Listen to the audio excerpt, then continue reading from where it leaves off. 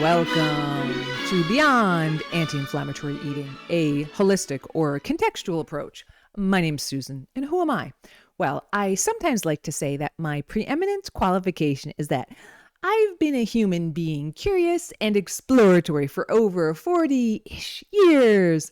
And another relevant qualification is that I'm a registered dietitian nutritionist, and I've worked with many, many people over the years in many different settings. And for more information about me, you can check the description box below.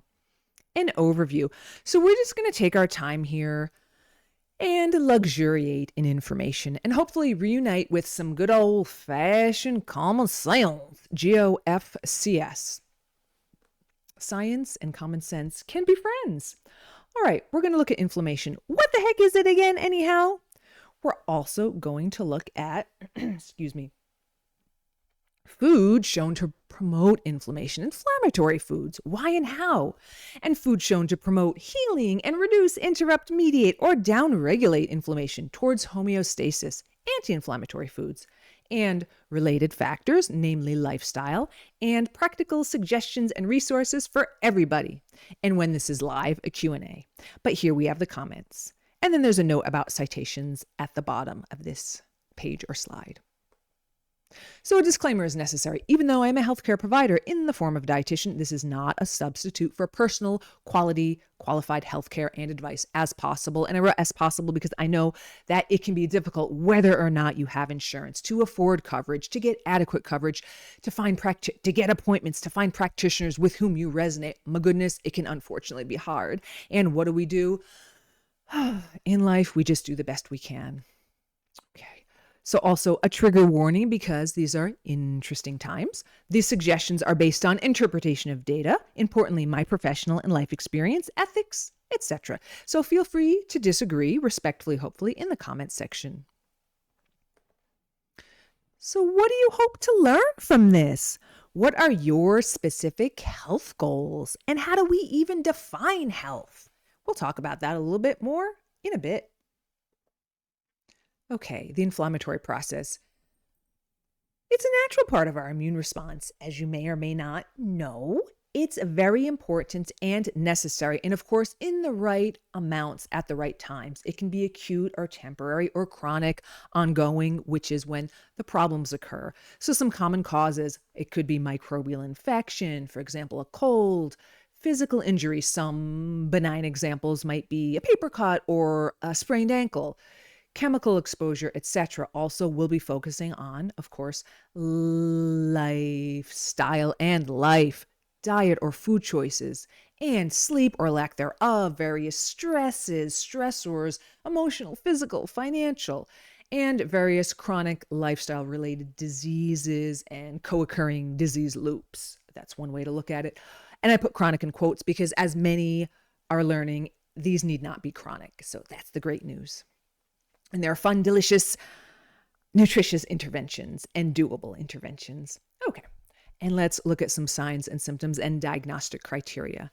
Inflammation, how do we know? We'll sense it basically, usually. So pain, swelling, redness, heat, itch, rash, change of function, loss of function, even fatigue, brain fog, malaise, or just not feeling well. Also, blood or lab tests can be very useful. Some may have heard of CRP or C-reactive protein, white blood cells, cytokines like interleukins and tumor necrosis factor. Incidentally, whoever named TNF deserves scary healthcare name of the season. Okay, so cytokines, what are they? You might have heard the phrase cytokine storm. Oh my goodness.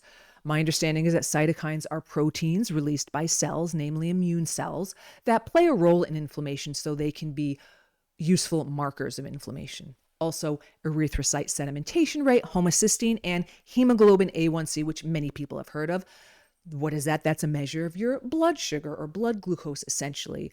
More specifically, we can call it an average of your prior approximate 90 days or 3 months, the life of your blood cell. So I wrote glycation leads to inflammation and damage, and we'll talk more about that later. PV or plasma viscosity. What the heck's that? That, my understanding, is more or less the thickness of your blood. So the way blood flows, we want it to flow just right? So not too thick, not too thin. And I emboldened that because we're going to talk about that more when we talk about antioxidants. Also, you can look at your insulin levels. If you are concerned about metabolic health or diabetes or prediabetes, you can ask to get your fasting insulin level checked. It can be that can provide useful information. Also, your liver function tests or enzymes, ALT, AST, ALT-AST, if those are elevated, what's going on? Usually we know what's going on and there are things that we can do about it. That's the good news. And your lipid panel or profile, triglycerides, if those are elevated, what's up with that? Usually I can tell by talking with a patient or client, doing a food recall, we can see what's going on there. Your HDL or high density lipoprotein, the quote beneficial cholesterol, we want that to be robust. If that's low, what's going on? Your LDL subtype, so low density lipoprotein. So that's often called the bad or non-beneficial cholesterol. Now, let's note that everything plays an important role in your body. We want homeostasis. So it is important to look at the subtypes or get more specific about the particles and look at context. Are these particles damaging? Are they, you could say, cardiovascularly deleterious or damaging? Are they atherogenic? So these are important things to talk with your practitioners about, your providers about, or your cardiologist, etc. And other metabolic health markers. Also other tests or exams like microbial cultures, imaging like x-rays, physical exams, and so on can be very helpful in diagnosing inflammation. All right, so if we're talking about inflammation, we must talk about metabolic health or metabolism. Inflammation is a part of the immune response or immune system, and everything's governed by metabolism. My definition of metabolism is systems, complex, interrelated human systems working in harmony towards optimum function, balance, or homeostasis, right? Keeping things at the right levels or right ranges. A lot of these things are really tightly regulated, like blood sugar, blood pressure, pH balance, temperature. We want these very much regulated, right? Optimum balance is optimum health. Okay, so I wrote change, break, build. Change is a root of metabolism. We're amazing at changing things from one form or another and breaking down and building up. Catabolism or anabolism are phrases that you might have heard. Now let's look at some more official definitions of metabolism. I believe this is medlineplus.gov. What do they have to say about metabolism? Okay, all the physical and chemical processes in the body that convert or use energy, including breathing, circulating blood, body temperature, etc., and immunity would be a very important part of that, as well as digestion, etc. And there are two other definitions and citations below. I could read those, but I think maybe just pause and read those if you're interested. And it's interesting to note some of the subtle differences in these definitions of metabolism. We're complex. Let's talk about human complexity related to inflammation, immunity, and human metabolism. Again, all interrelated. We are, in my humble opinion and from my perspective, an amazing system of systems. Even one cell, even one, how shall we say, one subatomic, if I can speak. I need more anti-inflammatories. One subatomic particle in us can be nearly beyond comprehension. We're amazing. We communicate, our systems communicate and interact. We've got multiple metabolic pathways cascading. You may have heard the phrase inflammation cascade. Oh my gosh. We transform and convert things from one form to another. Information is being relayed in amazing ways. You may have heard of the HPA axis or the gut-brain axis. There's a lot of complex intercommunication going on. With all this complexity, this cellular, subcellular, elemental, subatomic complexity, I think we need a bit of humility to understand that we don't understand all that much. And you might go, well, why is she talking about like sub and electrons? Because I'm going to be, well, A, it's interesting. And we don't need to know all of this, but it can be helpful. Because I believe that we have enough information. We've had enough information to get back to harmony with nature.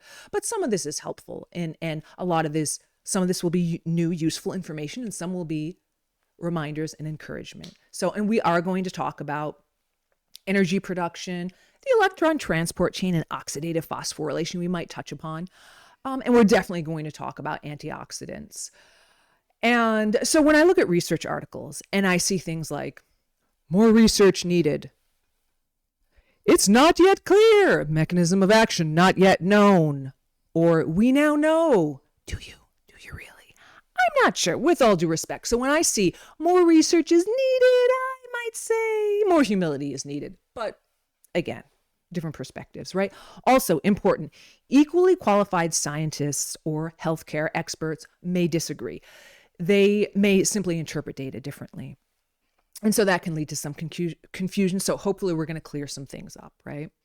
So let's talk about diet or food guides, the dietary guidelines.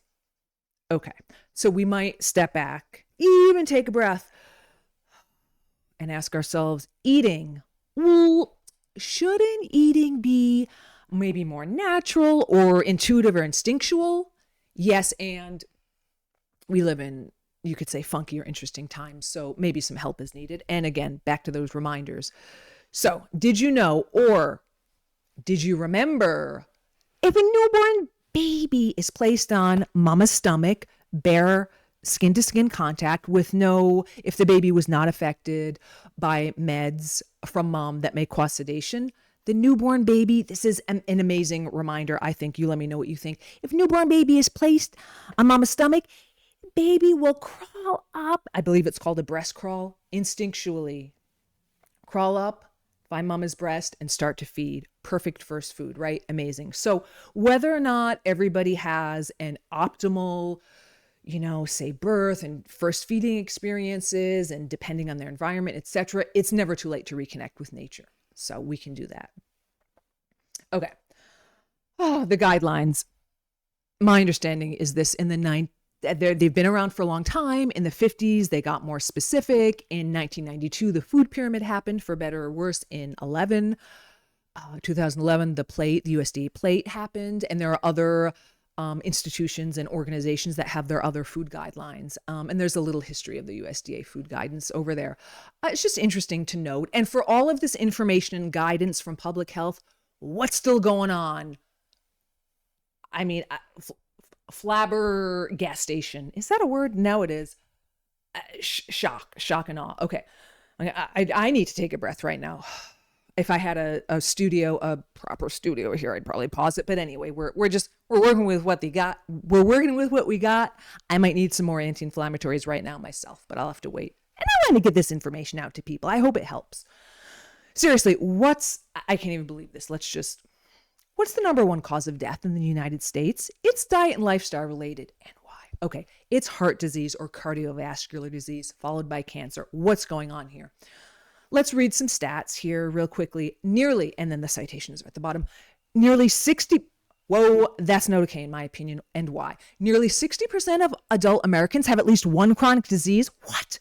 Look at it another way. 6 in 10 adults in the U.S. have a chronic disease like heart disease, stroke, cancer, diabetes. 4 in 10 adults in the U.S. have 2 or more. Why? Okay, the World Health Organization estimated that 61% of all deaths, 35 million, were attributable to chronic or lifestyle-related diseases. What's going on? I do believe we're living out of harmony with nature. And again, the good news is there's a lot we can do about it. Okay. Let's look at diseases associated with the inflammatory process, and this is all going to be chronic. So itis, all the itises. So let's think, what sounds familiar? Hepatitis, inflammation of the HEPA, the liver, arthritis, inflammation of Arthur, just kidding, Arthur's out there, inflammation of your joints, right? Things like that. Also diabetes and I wrote and or because a lot of these co-occur. They're all interrelated. Remember, our metabolic systems are all interrelated, right? Makes sense. So diabetes and or cardiovascular disease, autoimmune diseases like rheumatoid arthritis, celiac, various allergies, IBS or IBD. It's right in the name, inflammatory or irritable bowel disease or syndrome. Intestinal permeability or leaky gut, cancers, asthma, depression, yes, most definitely. Mind, body are interrelated. Anxiety, ADHD, OCD, autism spectrum disorders. You bet your bottom dollar that a role is played here, right? Food and lifestyle affects this all, right? To varying degrees. Bipolar, liver disease, renal disease, it can be anything. You're getting the picture.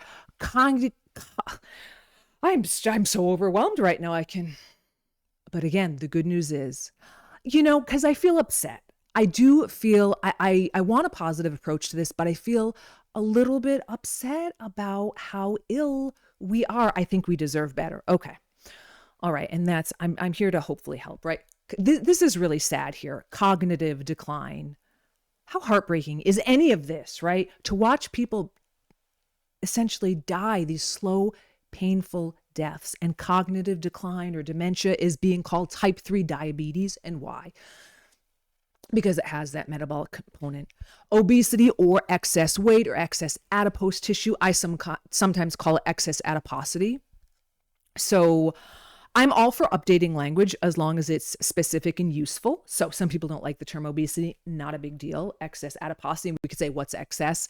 That's a conversation for another time. Sorry, I'm checking on things and my voice is giving out. Oh, I've been talking so much. Oh my gosh, what do I do? Okay.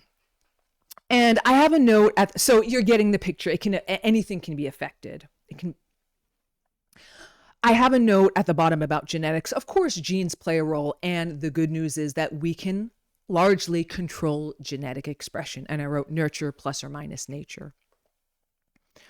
Okay, so this research excerpt I thought was interesting from the European Journal of Immunology in about 21 obesity and chronic inflammation cross-linking. Okay, so it says, the adipose tissue has been recognized as an active organ involved in numerous metabolic, hormonal, and immunological processes.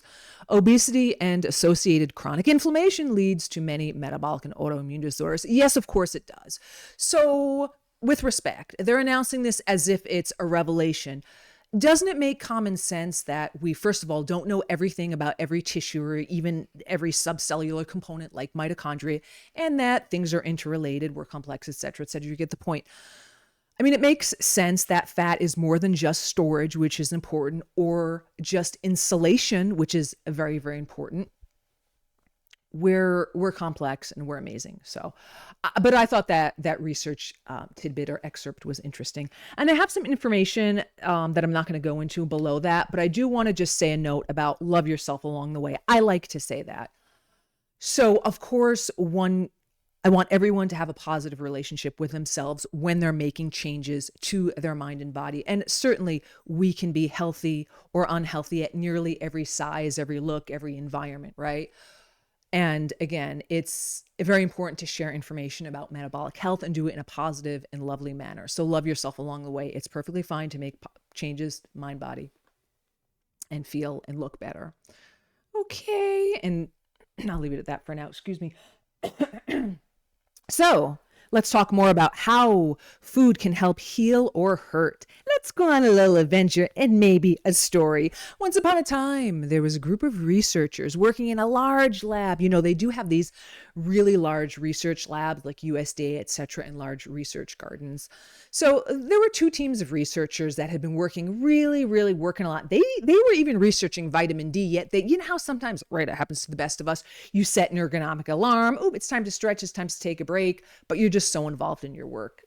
Sometimes we need these reminders. So someone said, hey guys, that's guys with a Z, the inclusive version, the all-inclusive version. It's awesome. Hey guys, come on everybody, let's take a break, right? So they went into the break room and they started talking about some of their findings, things that they thought it was okay to talk about. And they found that they had some differences of opinion on very similar or the same scientific topics. So they started to debate, which is important. Scientific inquiry and discussion and questioning is very important. So they had a robust debate, nice. But then because they're only human, we're only human, they started to argue and it got a little heated. And one wise person said, hey, all y'all, let's take a break and get out of this lab and let's get into the garden. We got a big research garden. Let's go out there. Nice. So they went outside. They realized they'd been working too much. Oh my goodness. They just appreciated the fresh air, the sunlight, getting you judicious amounts of sunlight to get that important vitamin D. Very good for you, for your immune system and inflammation. The natural views and vibes. So, they were feeling better. And they had more constructive conversation, actually. And then they heard something. It was as if a whisper on the wind, kind of coming from the direction of this statue, like an old Greek guy. It sounded like, I'm here to remind you. Something like, I'm here to remind you. What? What could that have been? What could that have to do with? Could it be anything to do with, I don't know, somebody who said, let food be thy medicine, in a different accent though, and medicine be thy life. Food be thy medicine and medicine be thy food. Or maybe do no harm. Ooh, that's a good one. Could it have anything to do with the Hippocratic Oath? Maybe. Anyway, so they all became extra friendly and extra healthy out there in the garden. Nice. Okay, so I want now to encourage everyone to take another breath, right? I'm going to be doing breath breaks during this. And I know that sometimes it can be a little annoying. Like sometimes when I'm watching a video or a presentation, they're like, okay, let's just relax. I'm like, get on with the info. I don't want to breathe right now, but also thank you. So let's just take a little breath. Let's use a sip of water. This isn't the best microphone, but it works. Let's just relax and let's think about, do you have a garden? Do you have access to a garden? Do you love gardening? Do you love being out in nature? Do you get out into nature enough? Do you even have a little potted plant inside? And I know food access can be hard.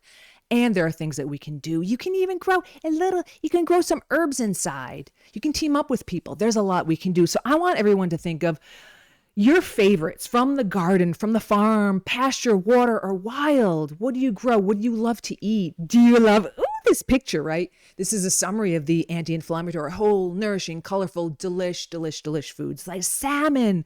There I see salmon and blueberries. And again, this is general, right? So if you have a certain metabolic illness, you need to watch certain foods. If you've got organ dysfunction, like if you're on dialysis, for example, obviously you need to follow a very special diet. So this is general as medically appropriate. But typically speaking, most people, everybody can enjoy a variety of wholesome, delicious foods in varying ways, right?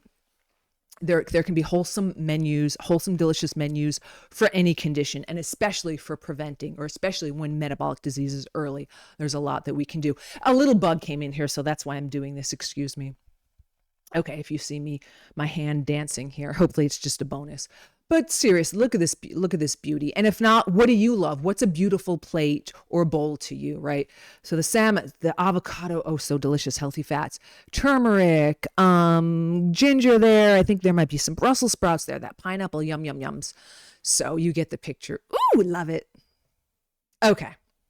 Right now we're going to dive into the pro and then we'll do the anti-inflammatory.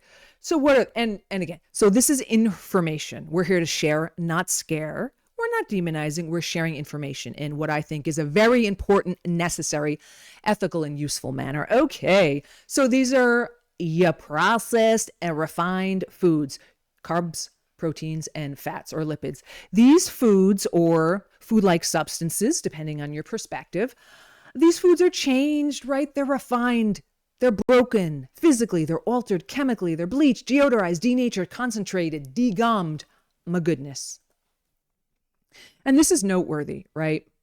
Lack of nutrient-dense food is an issue for everybody. So nutrient-dense food is really your wholesome, delicious, real foods.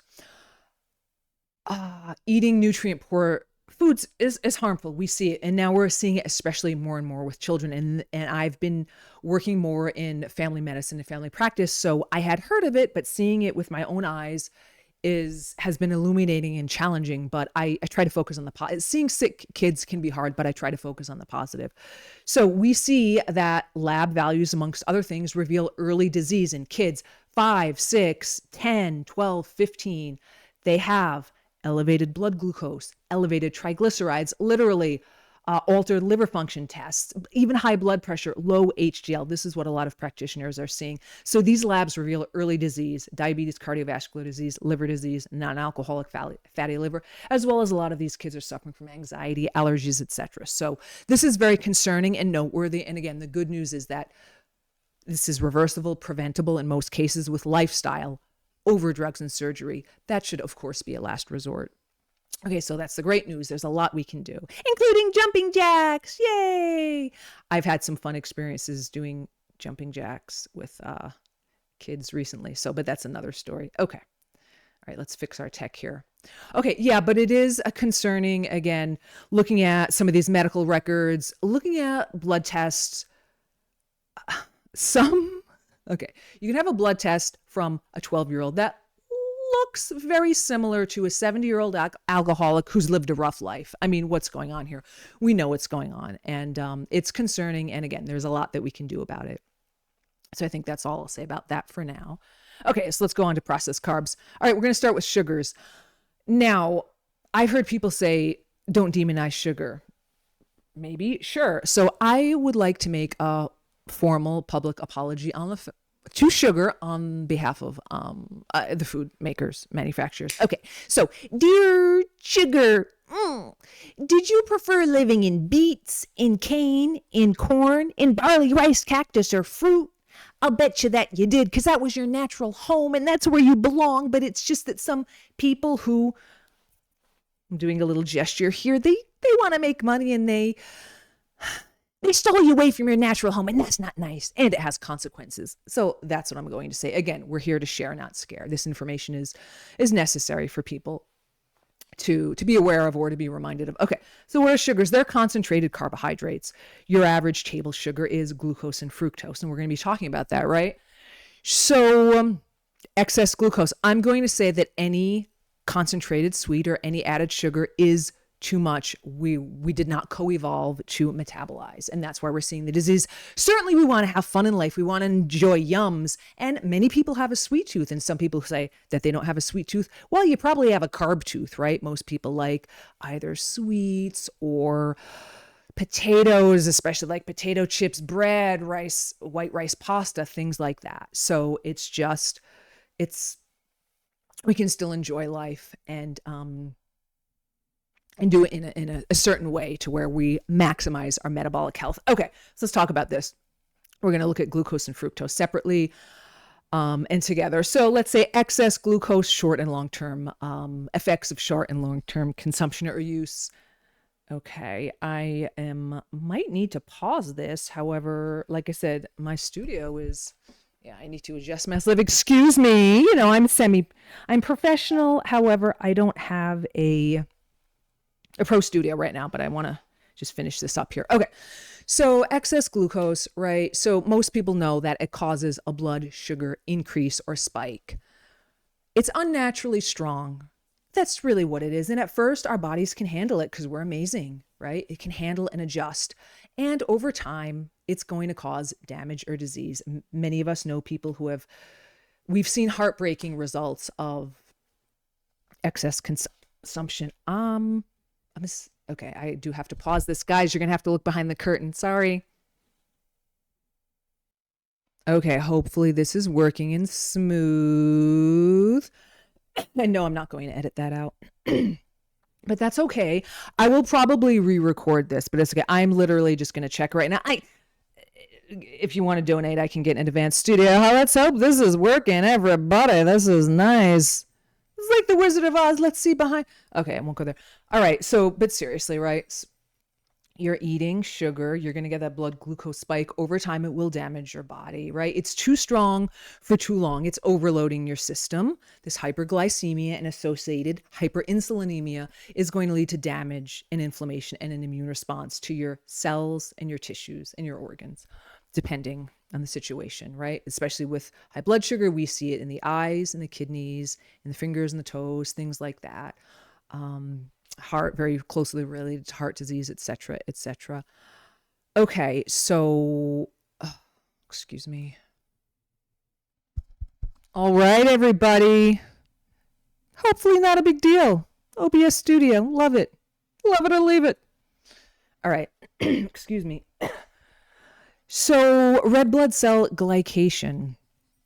What's that? That's high blood sugar. Your little red blood cells are being covered with glucose. So you could say it's going to gum up the works. It'll affect and damage the cells, vessels, and tissues. You get the picture. There's going to be a little bit of repetition here.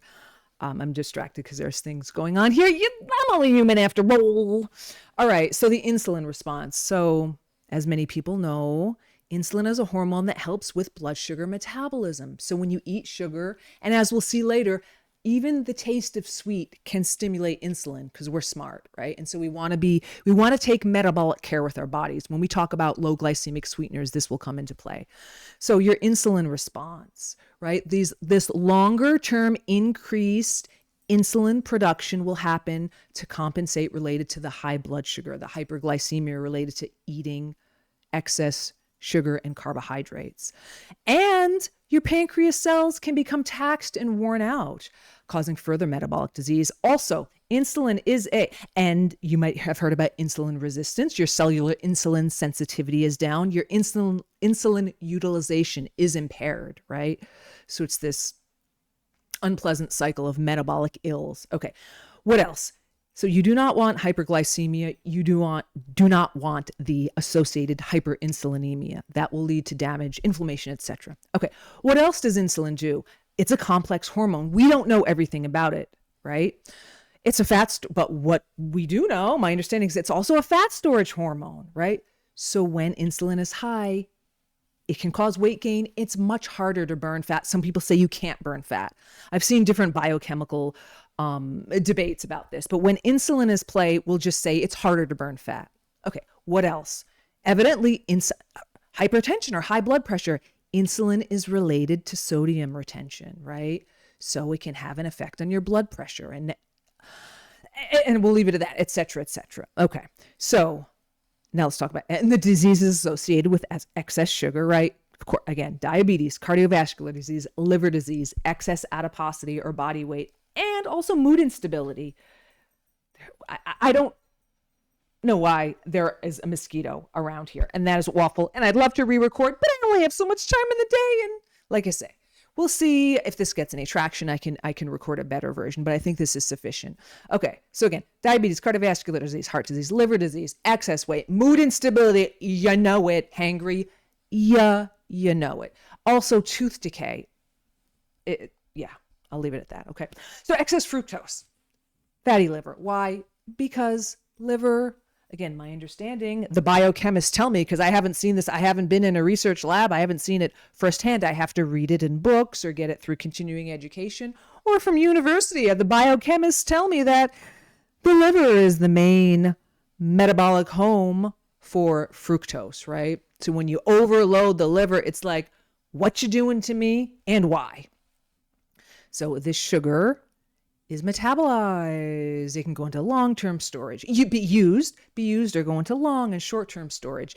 The excess is stored as fatty deposits in your liver and in various areas in your body. There's different types of fats. There's different storage depots, and that's another story.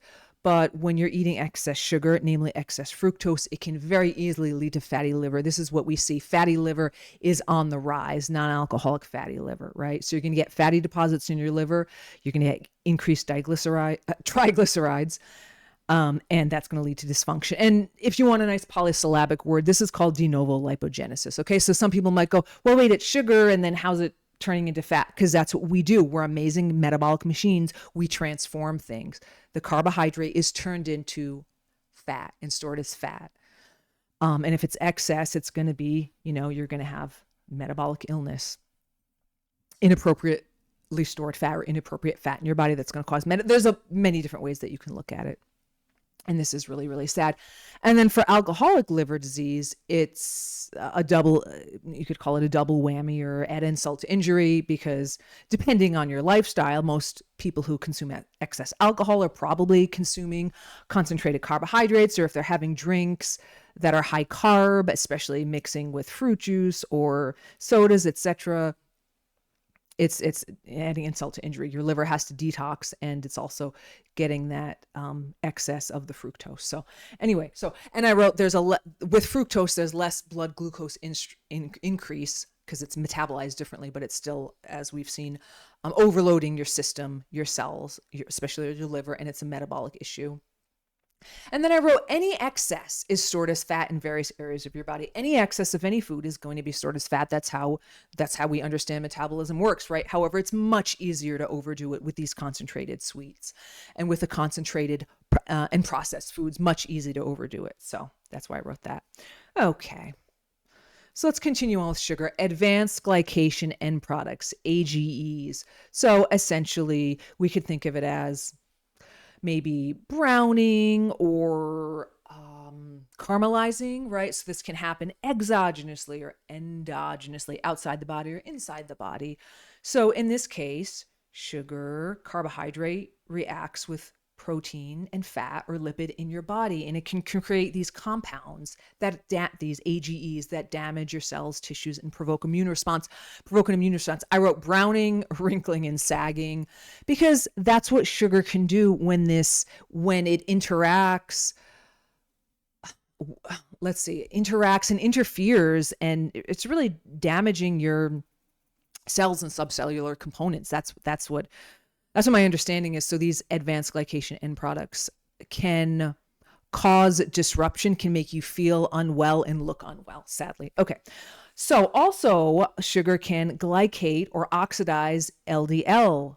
Oh, is that? Yeah, that happens. And it's awful, right? So that can damage your cardiovascular system and cause an immune response. Also, sugar is, depending on how you look at it, it's an empty nutrient. It's an energy source, non-nutritive, right? So you can survive, but you will not thrive on sugar, right? Again, sugar isn't inherently bad, right? It is a substance. It's an extracted and concentrated carbohydrate, and we just need to look at it as such. Just use some logic or whatever works for you, really. So you can look at it in a couple of different ways. I just was writing about that. I wrote the fiber removal. It's hyper rapidly absorbed, leading to hyperglycemia. We already talked about damage disruption. The spike crash can lead to more hunger, mood swings, that hangry. And there's also a hunger and leptin connection. People theorize, or maybe some people say it's proven, but I'll just say it's the theory. So what's leptin? My understanding, it's a hunger hormone. It tells you that you're full. The opposite would be ghrelin, which sounds like gremlin, which says, I'm hungry. But leptin is like, hey, I'm full. So some researchers think that sugar interferes with leptin, which can cause you to feel hangry. Oh, I am all types of hangry. Okay. Hecka hangry. No, you don't want to be going in, gnawing people's arms off. No, you don't want hangry. Walking into the grocery store, knocking over. Hanger is serious business. Sugar is no joke, really. Okay.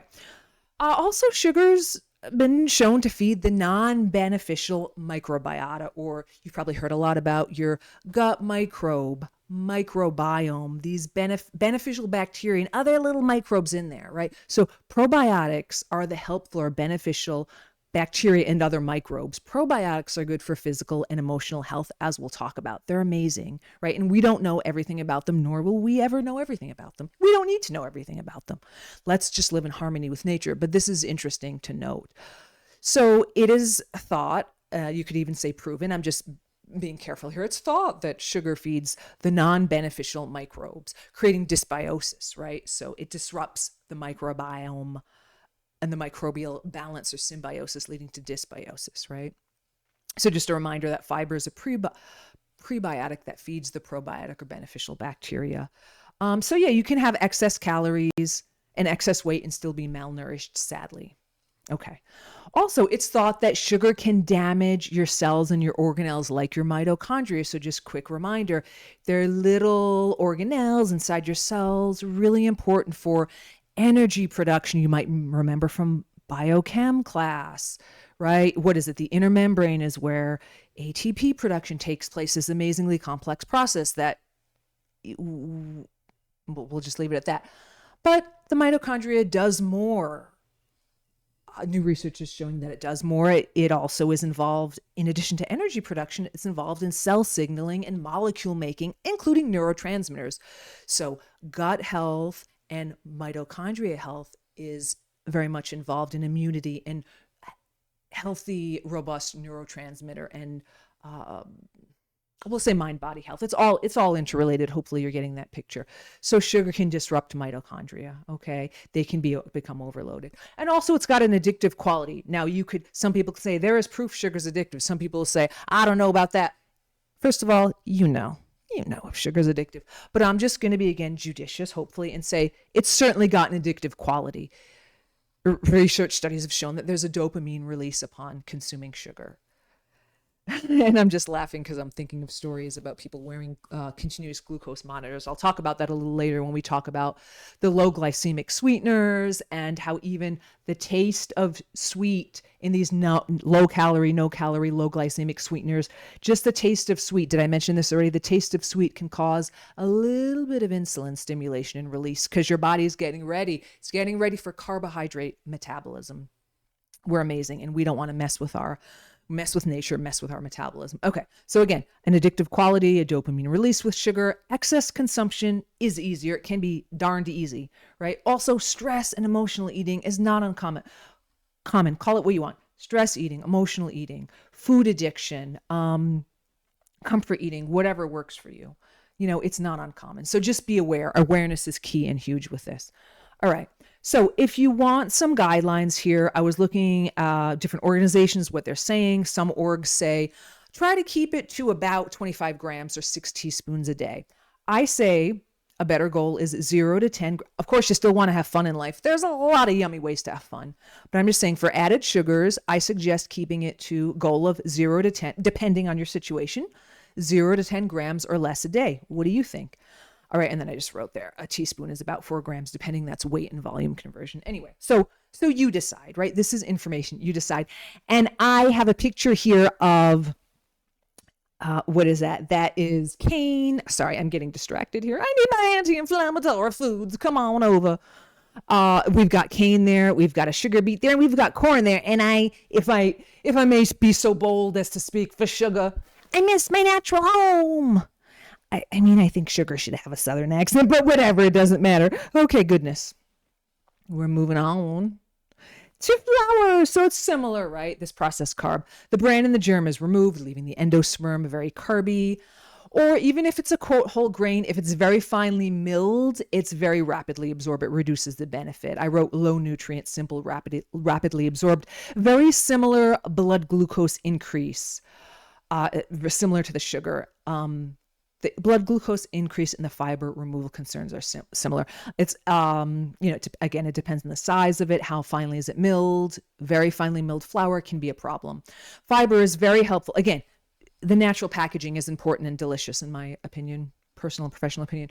So fiber is very important for proper digestion and absorption. There's two different, again, we don't need to know every little detail, but it's interesting, insoluble and soluble fiber. They help chew. Some people say slow the absorption. I say it's just you're absorbing the way nature intended at the right pace, right? But fiber is helpful for proper absorption rate, also GI or gastrointestinal or digestive tract protection.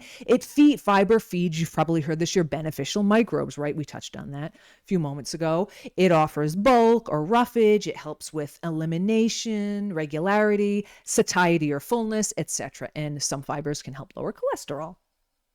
Also, most of these flours, especially the highly processed ones, are nutrient poor. It's very easy to overeat depending on the product. There's usually added sugars and poor quality fats in certain products, etc. So very easy to overeat, and it can displace nutrient-dense nourishment. So again, it's similar to sugar, but it masquerades more. Like you might see whole grain bread. Like these labeling laws are interesting. Oh, I hope this mic is doing its job. Flours masquerade more. So that's why it's so important to do your label reading. And again, or I don't know if I mentioned this yet, but eating, best thing to do is try to eat non-packaged food, but that's not realistic for everyone. So when you're eating packaged foods, definitely read the data, the nutrition facts, and the ingredients. And we're going to talk about that more later. And I'll have a separate video on that as well. So just because it says whole grain bread, you absolutely must. And a lot of times I'll say to people, I know life can be busy and stressful. When you're at the grocery store, take your time, have fun with it even. Your health is really important. So you must know. If you want robust and if you want metabolic health, you must read all labels of everything that you're eating. So yeah. And did I tell the story actually when I was talking about the breast crawl and instinctual? Did I tell the story about how I was working with a mom? I think this is an okay place to tell it. I did a video call. Did I say? Oh my gosh, I've been doing too much today. I did a video call with a new mom. It was new parents, but I spoke with I had a session with a mom first via video. It was about 11-month-old baby. I got a referral to answer some of the mom's questions, and they just wanted like a general health and nutrition check. So she was talking about applesauce with her baby, and I said, "Do you have that applesauce? Can you go grab it?" She grabbed it. So first we looked at the numbers, and there should be 0 added sugar in applesauce, right? It's got natural carb and natural sugar, but 0 added sugar. And added sugar is a relatively new thing that some people fought on to get onto the food label. So it's very helpful. So it should be added sugar 0. So she looked, she said added sugar. It had a couple of grams of added sugar. So I knew something was added. It wasn't just apple. So I was like, oh, what's going to be in this? So then let's read the ingredients. She read apple and then high fructose corn syrup. And she stopped herself. And we had a nice discussion, but she stopped. She was like, she was shocked. She was a little embarrassed, not that she needed to be, but she's like, I just didn't even, so even in this day and age, people don't read labels for whatever reason. She's like, I just thought it was applesauce. And she's like, holy goodness, right? So, and we discussed HFCS, but she's just like, I don't want that in there. Like, she didn't even need to know everything about how harmful it can be, especially for an 11-month-old baby. And that's what we do as healthcare practitioners and dietitians. We educate, we remind, we help. So, and that's also the power of video. In-person sessions can be helpful. There's sun on me, and this is definitely, I got to re-record this. I'm getting, this ain't working out very well. This is not working out very well. No, it's not. I'm going to pause this again. Yeah, I don't really want a rough and tumble video.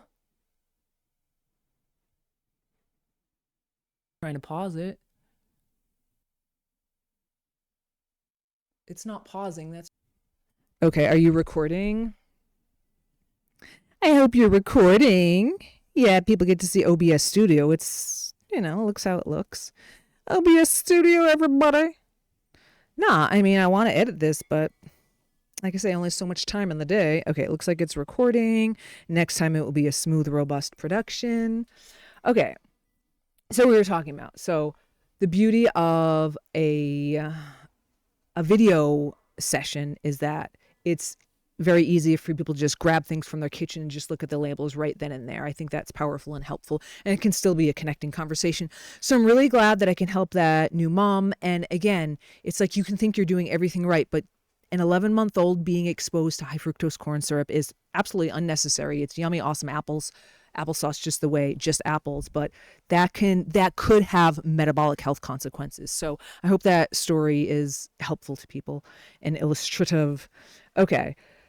So yeah, I was saying sugar, we were talking about label reading, right? That's what brought that up. So these flours, these highly processed, not even highly processed, but processed flours, they masquerade a little more whole grain.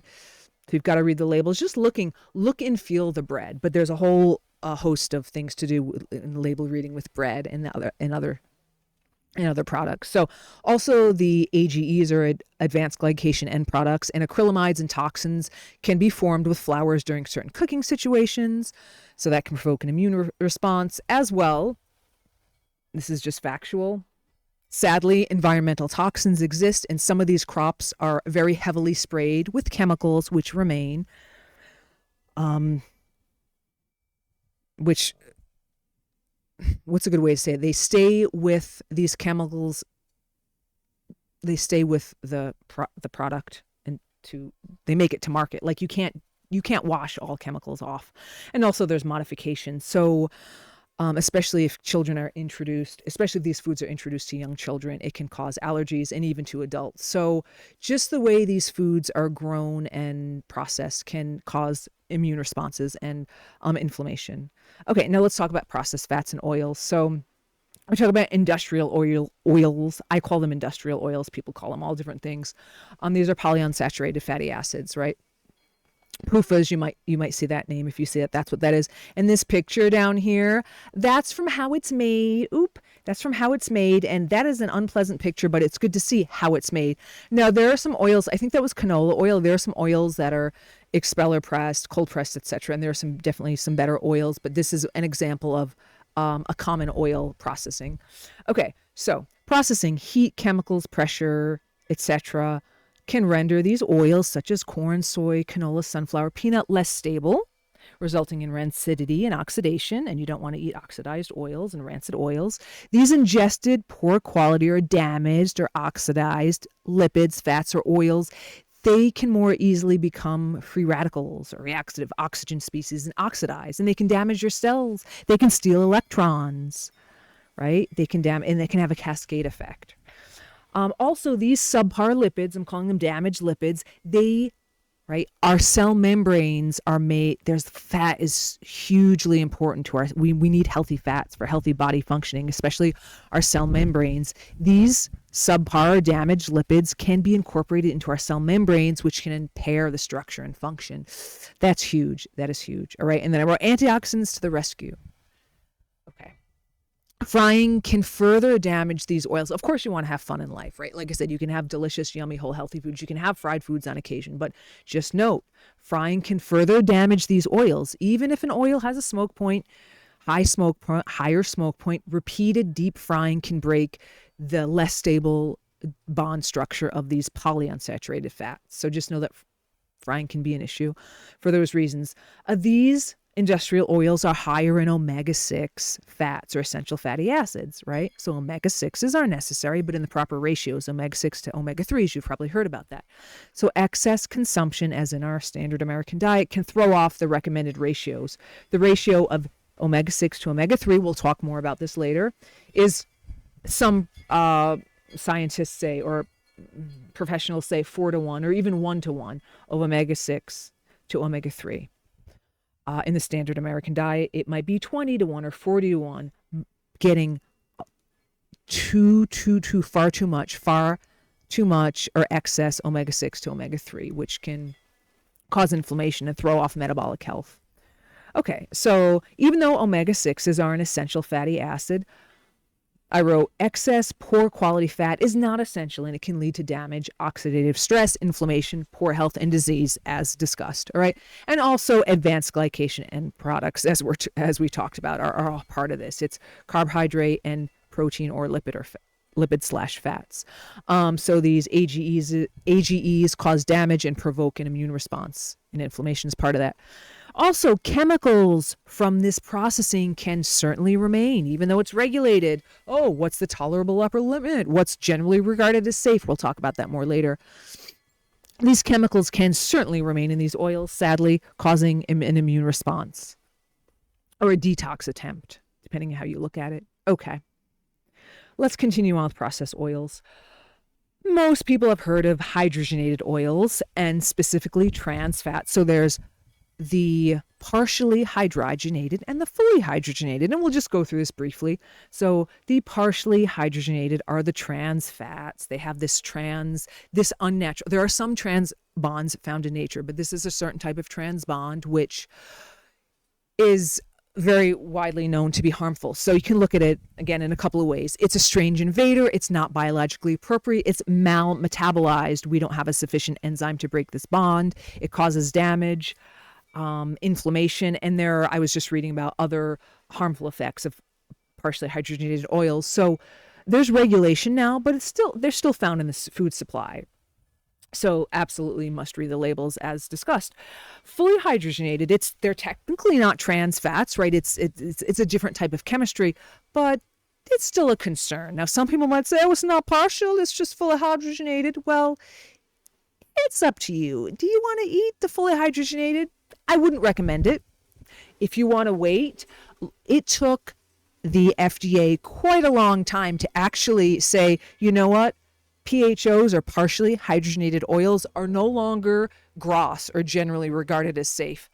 Takes some kind of a long time, so it's up to you. I would say eat real foods, not processed, but it's up to you. You do what you want. So I would say fully hydrogenated, technically not trans. They're also concerned, again, regulated, but still in the food supply.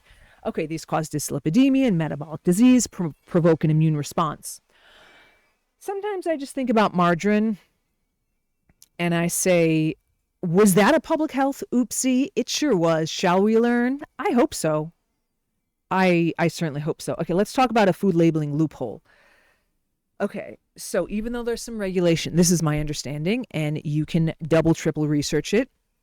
If a food has less than a half gram, so anyway, if it has less than a half gram of PHOs or trans fats per serving, it can say 0 in the nutrition facts label, but it must be declared in the ingredients. So if it says 0 trans fats per serving, please read the ingredients. You might see hydrogenated oils in there. So that is most definitely a food labeling loophole, and it's pretty easy to corroborate that. Okay, So I wrote here, with all due respect, the FDA, Food and Drug Administration, the USDA, United States Department of Agriculture, these governing bodies, let's hope they mean well, but they have made, it's factual that they've made many errors, many recalls, many lawsuits, many use issues, and PHOs are one, or the trans fats. We can look at others. I won't get into that. Additives, etc.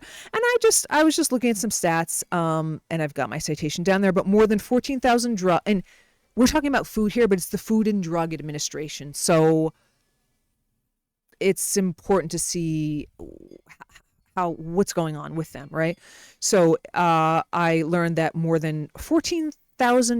there have been more than 14,000 drug recalls in the last 10 years. So their track record isn't great with food or drugs, okay? So we've got to be it's buyer beware, conscientious consumers, okay?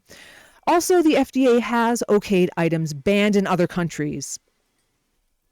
I have questions. Okay.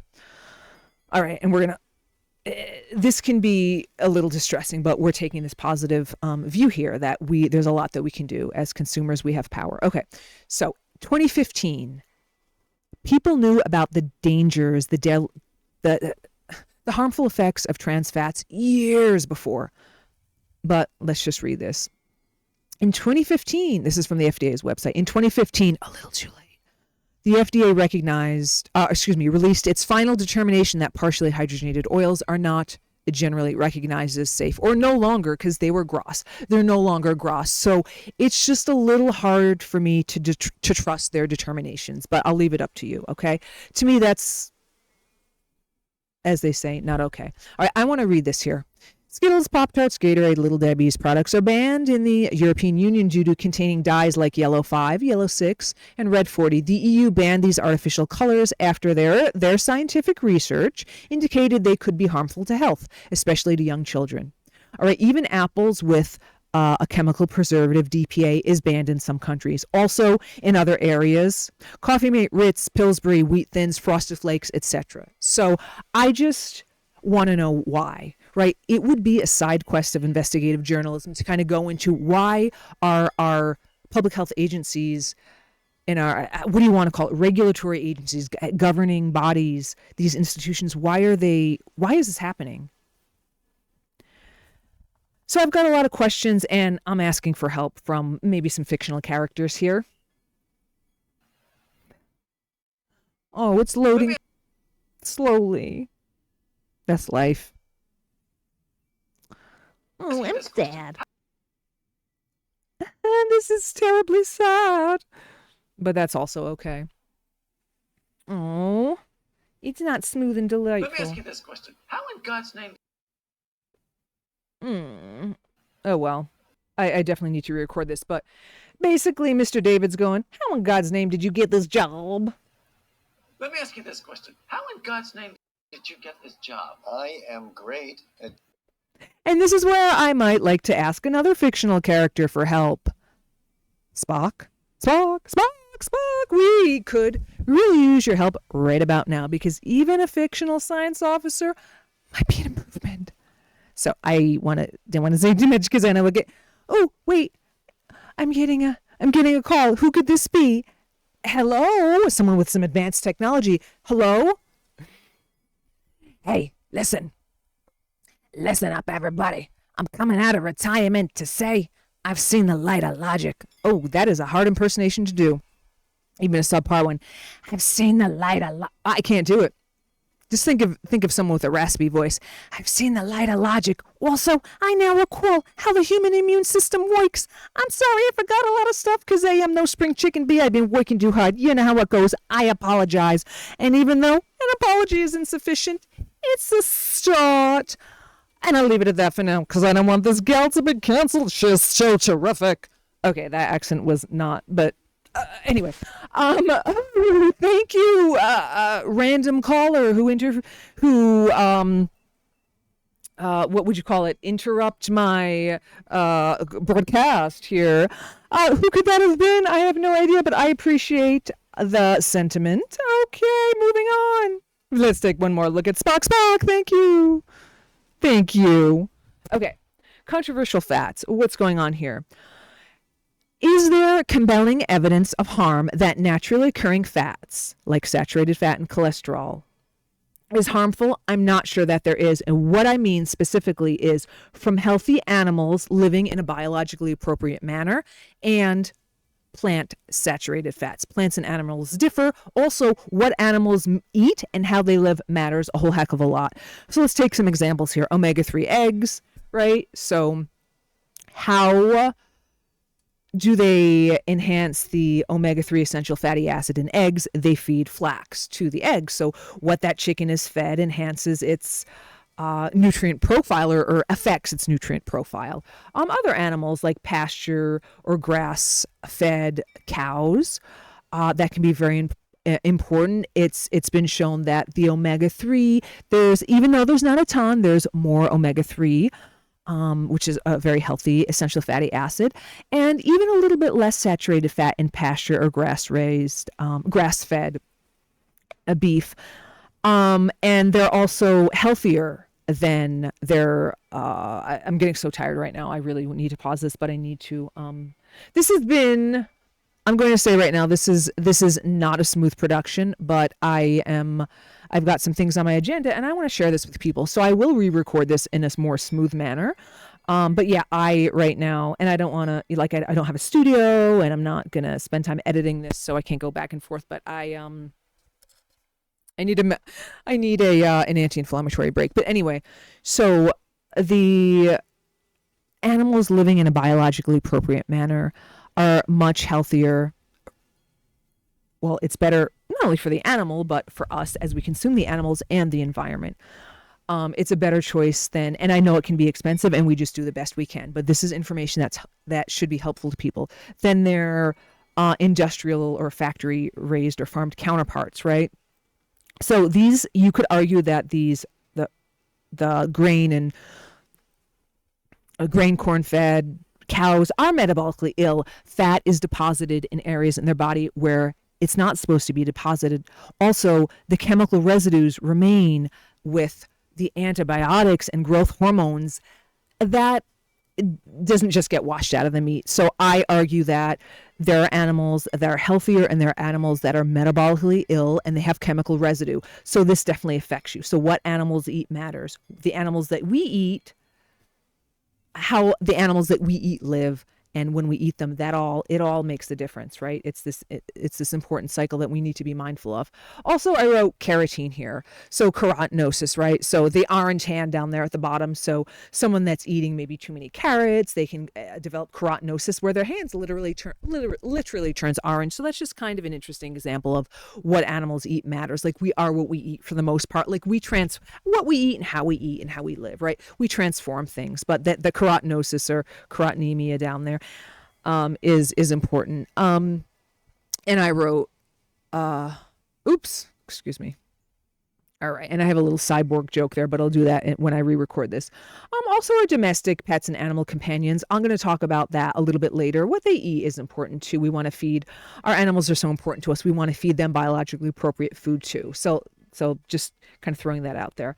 And also plants and animals differ, right? So saturated fats vary. Plant saturated fats, for example, from coconut, have been shown to raise HDL or beneficial cholesterol. Also, coconut oil has been shown to have some antioxidant and antimicrobial properties. So when people say all saturated fat, it doesn't make biological or biochemical sense.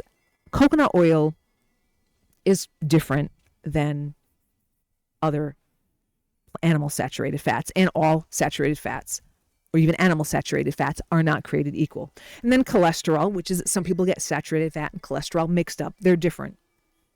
Cholesterol has been de-demonized in part. Public health officials have gotten cholesterol wrong, sadly. So cholesterol is important for your cell membrane health, hormone production like vitamin D, sex hormones, your digestion, et cetera, et cetera. So eggs and cholesterol have already been de-demonized in part, right? But still, even the Heart Association is still recommending some limits. But eggs can be, if you eat eggs and if you tolerate eggs and they're, say, pasture-raised eggs, healthy eggs, they can be very helpful in context of an overall healthful diet, especially egg yolks.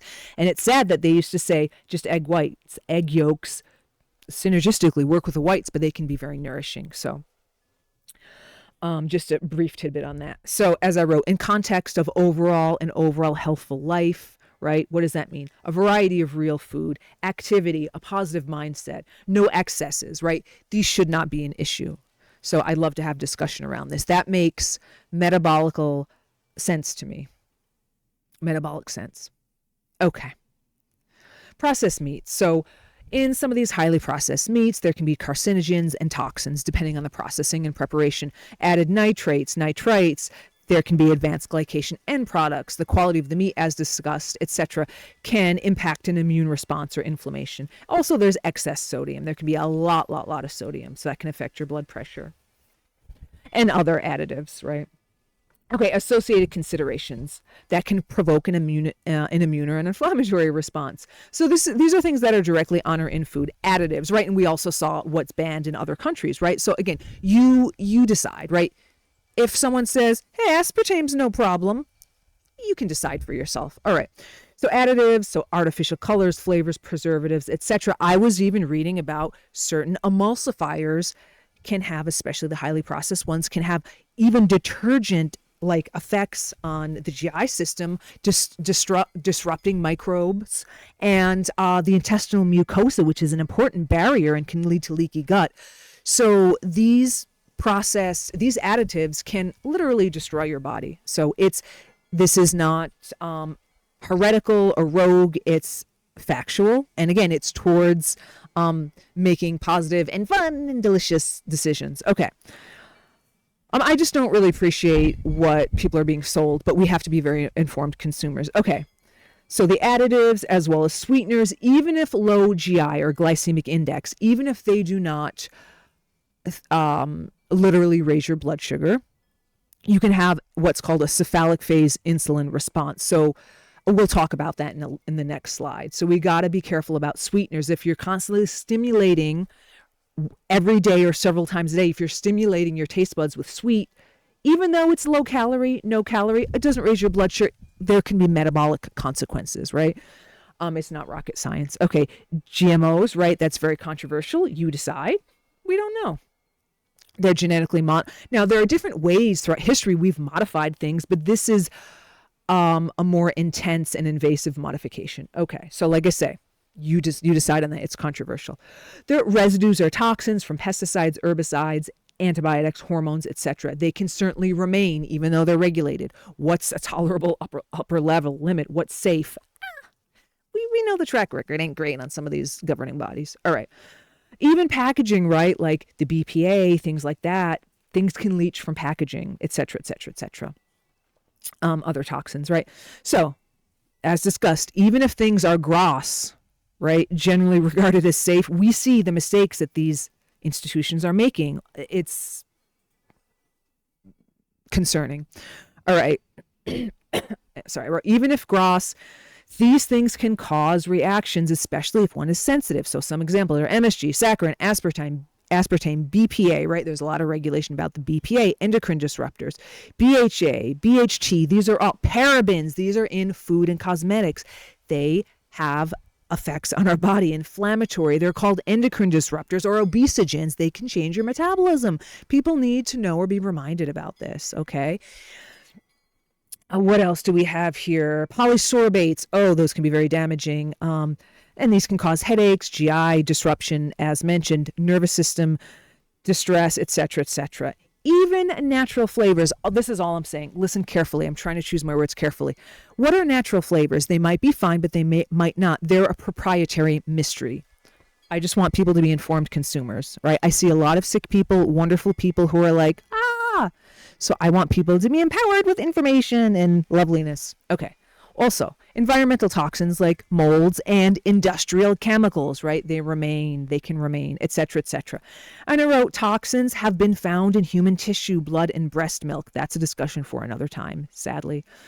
All right, food allergies or sensitivities, an immune reaction to food or food components, contaminants, or if we have lack of digestive enzymes, this can lead to maldigestion, GI dysbiosis, inflammation, damage, and it's exacerbated by toxins, premature exposure, stress, and compromised immunity. Okay, so we're covering a lot here. Again, hopefully this is useful. What else? Life stresses. That can definitely affect our immune system. We'll talk about that in a few minutes. Do we have connection? How do we find connection, right? And that's related to addiction. Meaning, are we okay financially? Do we have self-care abilities, right? What are our life stresses? They can affect our metabolism and our inflammation and our immunity. And how can we kind of boost that? Also, inadequate sleep. Inadequate sleep can certainly disrupt hormones in your immune system and your metabolism. Insufficient activity. We need sufficient activity for muscle, brain, bone health, and more. Smoking can certainly cause inflammation and an immune response, as can alcohol. And prescription drugs or other drugs, they can have many, many side effects, as discussed. Okay, so if there's ever a time for more research needed, it's with some of these concerns. Okay. And I have a cute science engineering scorecard, but we'll do that on the retake, right? So I'm going to call this rough draft to see what kind of response it gets.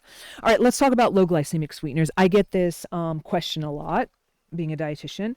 So there's different perspectives on this. Okay, so this is what there's a short and a longer term answer. The short answer is keep it real. Enjoy wholesomeness as much as possible. Okay, the long-term answer is this. Let's do the least amount of harm. If someone's got very high blood sugar, diabetes, especially if their sugar is uncontrolled, that's causing damage, right? People know just by having this, by having seen loved ones, and also by reading research studies and information from health practitioners, and hopefully by getting education from presentations like this, right? You're learning more and more about how harmful high blood sugar is. Right, sometimes it takes a while, it takes a couple of years, but learning earlier is helpful. Okay, so we pretty much know how elevated blood glucose can be very, very damaging, right? So if someone's struggling to get their diet in check, they're not about to eat all real foods, they've got some food addiction going on, etc. Some of these low glycemic sweeteners can be useful. So I try to encourage people to do the more natural ones like stevia monk fruit. Truvia is interesting. It was sold at Costco. It's got some flavoring added to it. You can get a pure stevia, but also being careful with the natural. And if they're doing other artificial sweeteners, if they want a Diet Coke on occasion, not a big deal. I just encourage them to do step by step. So we want to keep their blood sugar lower. We don't want them to get more vascular damage, right? Some people might say, oh, just have a little regular sugar instead of these sweeteners. But if someone's sugar is already high, we don't want to increase that. So we want to take it step by step by step. Do the least amount of harm, right? Keep your blood sugar, your blood glucose low or in range. However, there's still that insulin response. So even if you're having beautiful pure stevia, you're trying to reverse your diabetes, you're stimulating your pancreas, you could say, because when you taste that sweet, your body's smart. Insulin, this is my understanding, cephalic phase insulin response. You taste sweet. Your pancreas is like, we're going to be digesting carbs soon. Let's release a little. So even though your blood sugar might not go up, there's a little insulin action going on. And that, sometimes I just call that metabolic confusion. So if you're not meeting your health goals, and you're eating and you're stimulating your sweet buds and you're like, but it's no calorie, there could be some metabolic confusion going on. So I encourage people to just slowly wean off. And there are some, we just kind of we're covering a lot here. So there's so many delicious natural drinks and natural ways to enjoy life. So I would say that if you're doing it every day, multiple times a day, there might be metabolic confusion going on in your body, right? And I've also, I was teaching a class once, and we had several people. More and more people are wearing CGMs or continuous glucose monitors. I had several people in this class, and they told me some stories. They said, so one guy said it was fat. He's okay. Well, one woman said, when I drank this sugar-free drink, and my sugar went up, and I said, oh my goodness. And she told me the name of the drink, and we looked at the ingredients, and it had a bunch of additives in there. So I'm not sure what was going on there. It could be a stress response because sugar increases due to stress. But she said she just drank this 0 cal and her sugar went up according to her CGM. So it's like, okay, so I just gave her some homework to do to kind of look into that. Someone else said, When I think about sweets, my sugar goes up. And, people in the class kind of laughed and they go, what? And he goes, I'm serious. And that could be true. He could have some kind of food addiction going on where he's like, I am trying to get my diabetes in check, but I want that sugar. And he could become stressed and his sugar could go up.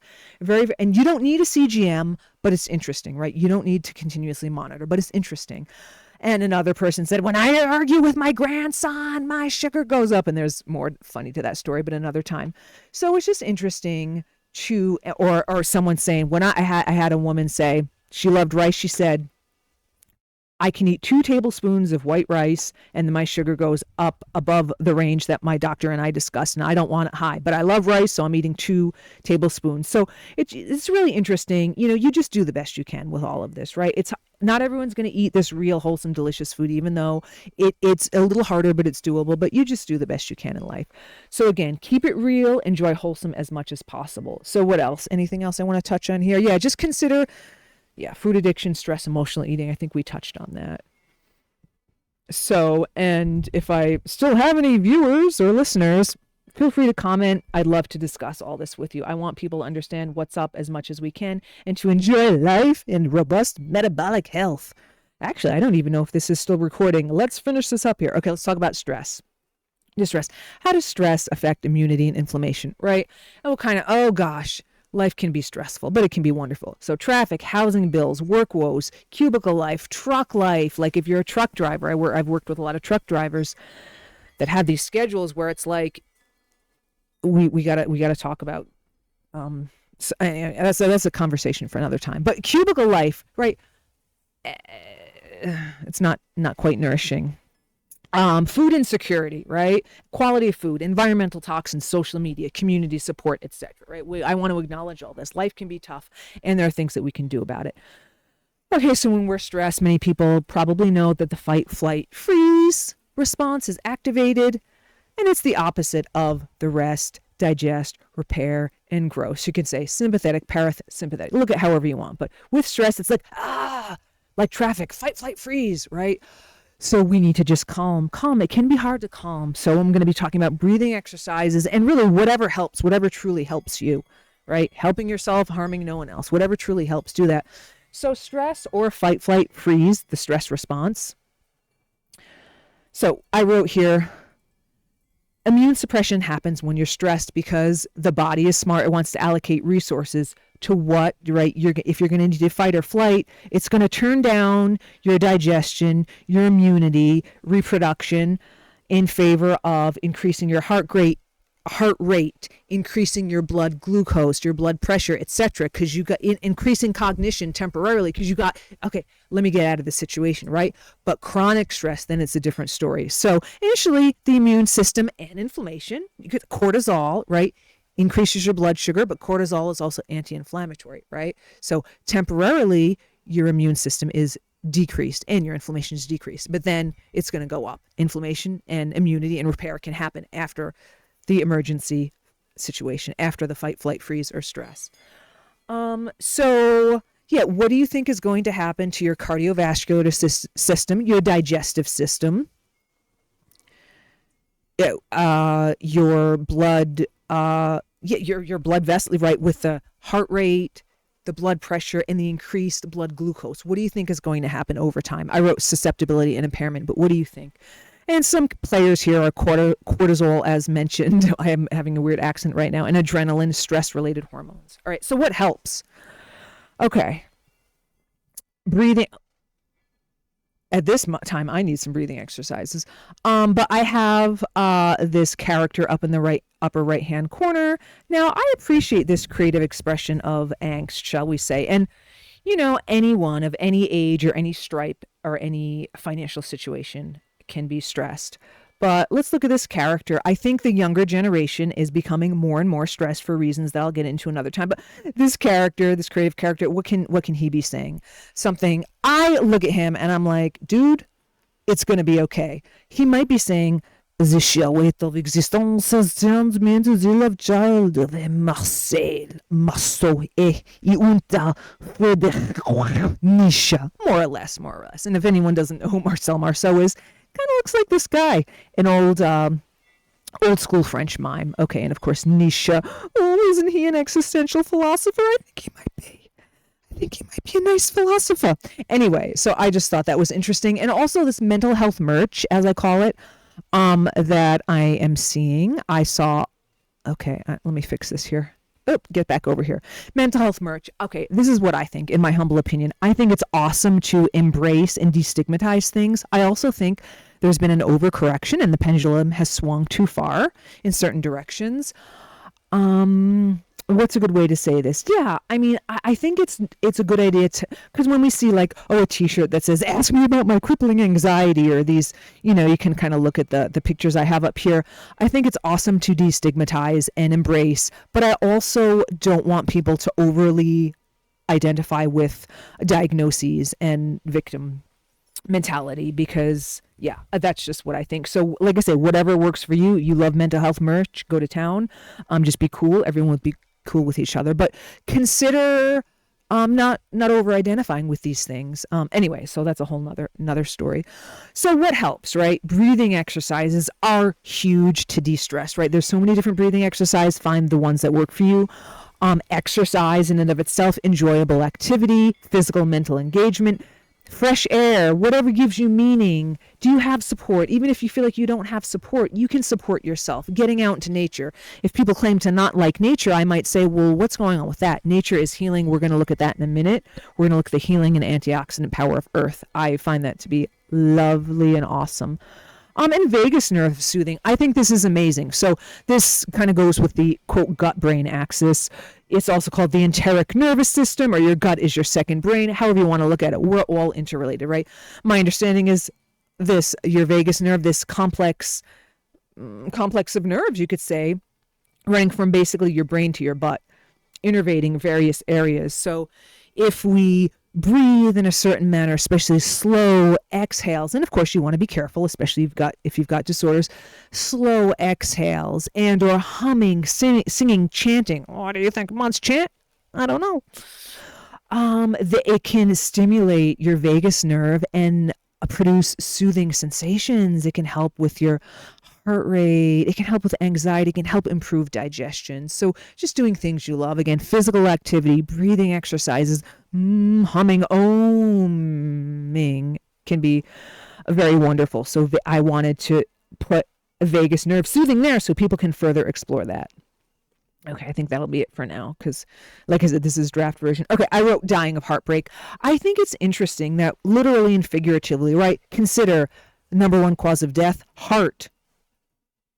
Right? It's related to your heart, right? Heart, woo. And I think some of it does have to do with people being demoralized. And let's talk about this. Deaths of despair, diseases of despair. And we'll look at just a couple little tidbits of information here.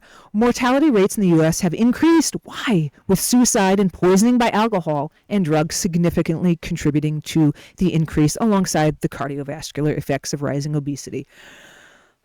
The causes of despair-related deaths involve factors such as increased isolation and people's attempts to use substances, including food. Sugar is definitely a substance, to satisfy a lack of dopamine in the brain. Okay, so again, no judgments here. And it's just, let's just be cool to each other. And when I say no judgments, I also want to say this. I think this is helpful. This is very holistic, very contextual. I think this is all interrelated. So hopefully this resonates with people. To judge or not to judge, right? We are naturally judgy creatures. That's how we decide. We're judgy, we're tribal, we assess things. But if we can be mindful about it, that is the most helpful thing. So when we say don't judge, I think what we really are meaning, because it's just natural, like we are just going to do that. And that is okay. It's absolutely okay. We are okay. We don't, okay, I can go in many directions with this, but let's just say, let's mindfully, when we judge ourselves or others, let's be very mindful about it. We're all just probably doing the best we can. And there's a lot of addiction going on in a lot of different ways. And food addiction is huge and it's no joke. So let's help ourselves. Let's help each other. Okay. All right. And when I talked about did I talk about stardust earlier? When I talked about that we're made of stardust, I think it's interesting. Like if people are crying, if someone happens to be crying, if you taste the salty in your tears, does that give you hope a little bit? Maybe you're like, that's sodium and chloride and potassium and other things in my tears and bicarbonate compounds. elements, electrons, protons came from stars. I don't know, maybe that makes you feel better. If not, well, it's something to consider. Okay. Now let's do our nourishing anti-inflammatory recommendations. As in the garden, eating a variety of delicious, wholesome, colorful foods offers nutrient density, healing, anti-inflammatory properties, and protective benefits. And also, interrelated, stress reduction and vibe boosting is necessary for most people. So as I touched on earlier, our GI tract is amazing. It has metabolic, digestive, absorptive abilities, as well as immune functions, neurological functions. And our microbiome is amazing, right? I already talked a little bit about the gut-brain axis. Okay, and I will, as possible, eating a variety of real yummy foods is possible because, as alluded to earlier, it can be hard. Food access can be a challenge, but we just do the best we can. It's challenging, but it's doable. And I was reminded of a quote about I'm laughing for various reasons because I'm distracted. Like I said, this is a rough draft here. Would you rather give your money to the farmer now or to the doctor later? I'd rather give my money. No offense, doctors, because you got a lot of money. That's a whole other story about doctors. And I feel for doctors being overworked and all this medical debt and etc. So I'd rather give my money to the farmer now and the doctor judiciously. Everybody can be employed in wonderful manners, right? Okay, that's a whole nother philosophical and scientific point. Discussion. All right, so nourishing recommendations continued. It's really colorful, a variety of colorful whole foods. And we're going to talk about dueling doctors in a little bit because you might, well, I heard this, well, I heard that. So this is my perspective. You take from it what you will. I hope it's helpful, as I've said many times.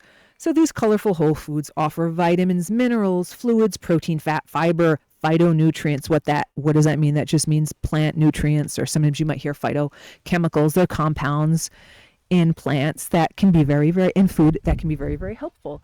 It's for disease prevention, cellular repair, growth, energy production, metabolic regulation, etc. And antioxidants are very important. Some examples are vitamin C, E, beta-carotene, zinc, B2, coenzyme Q10, etc. Glutathione you might have heard of as the master antioxidant. So there's exogenous and endogenous glutathione. So glutathione is found in some foods, or the components help the glutathione in your body from foods such as spinach, broccoli, avocado, okra, asparagus. And we'll talk more about antioxidants in a bit. What do? They reduce oxidative stress of free radicals. And free radicals are naturally occurring.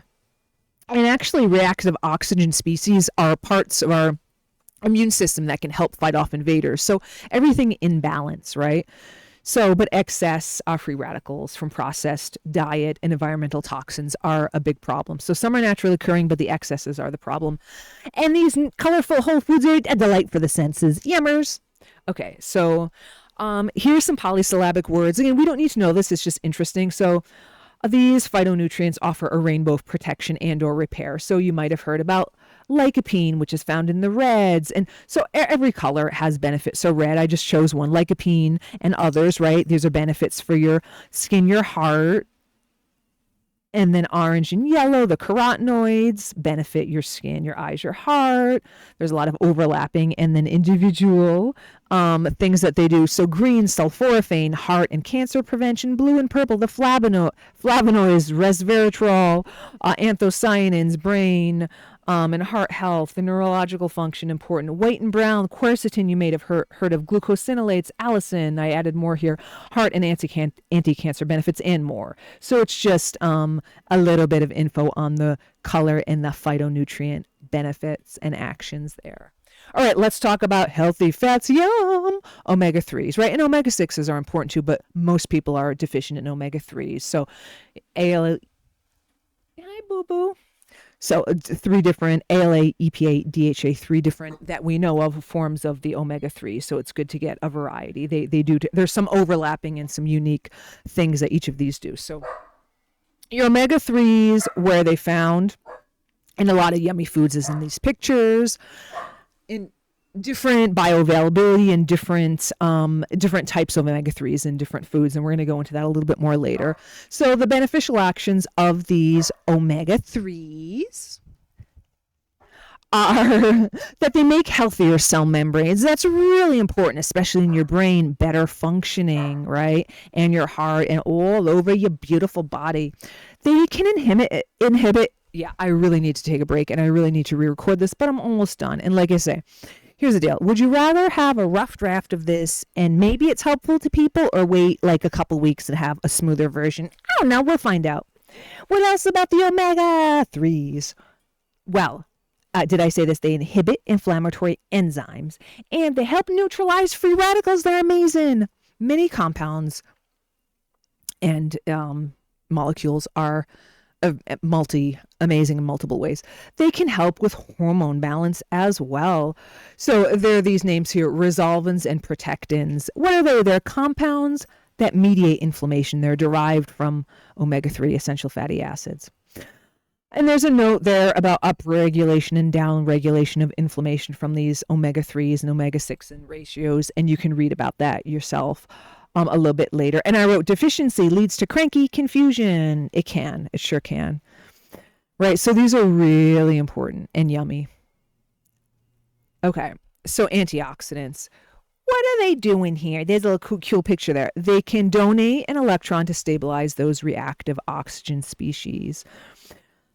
And yeah, they can stop and prevent damage, and they don't become stable themselves. They're little magical compounds there. Yeah, they basically stop or prevent oxidative stress. And there's something called ORAC, or oxygen radical absorbance capacity. There's other ways to test for antioxidants, but ORAC's kind of interesting.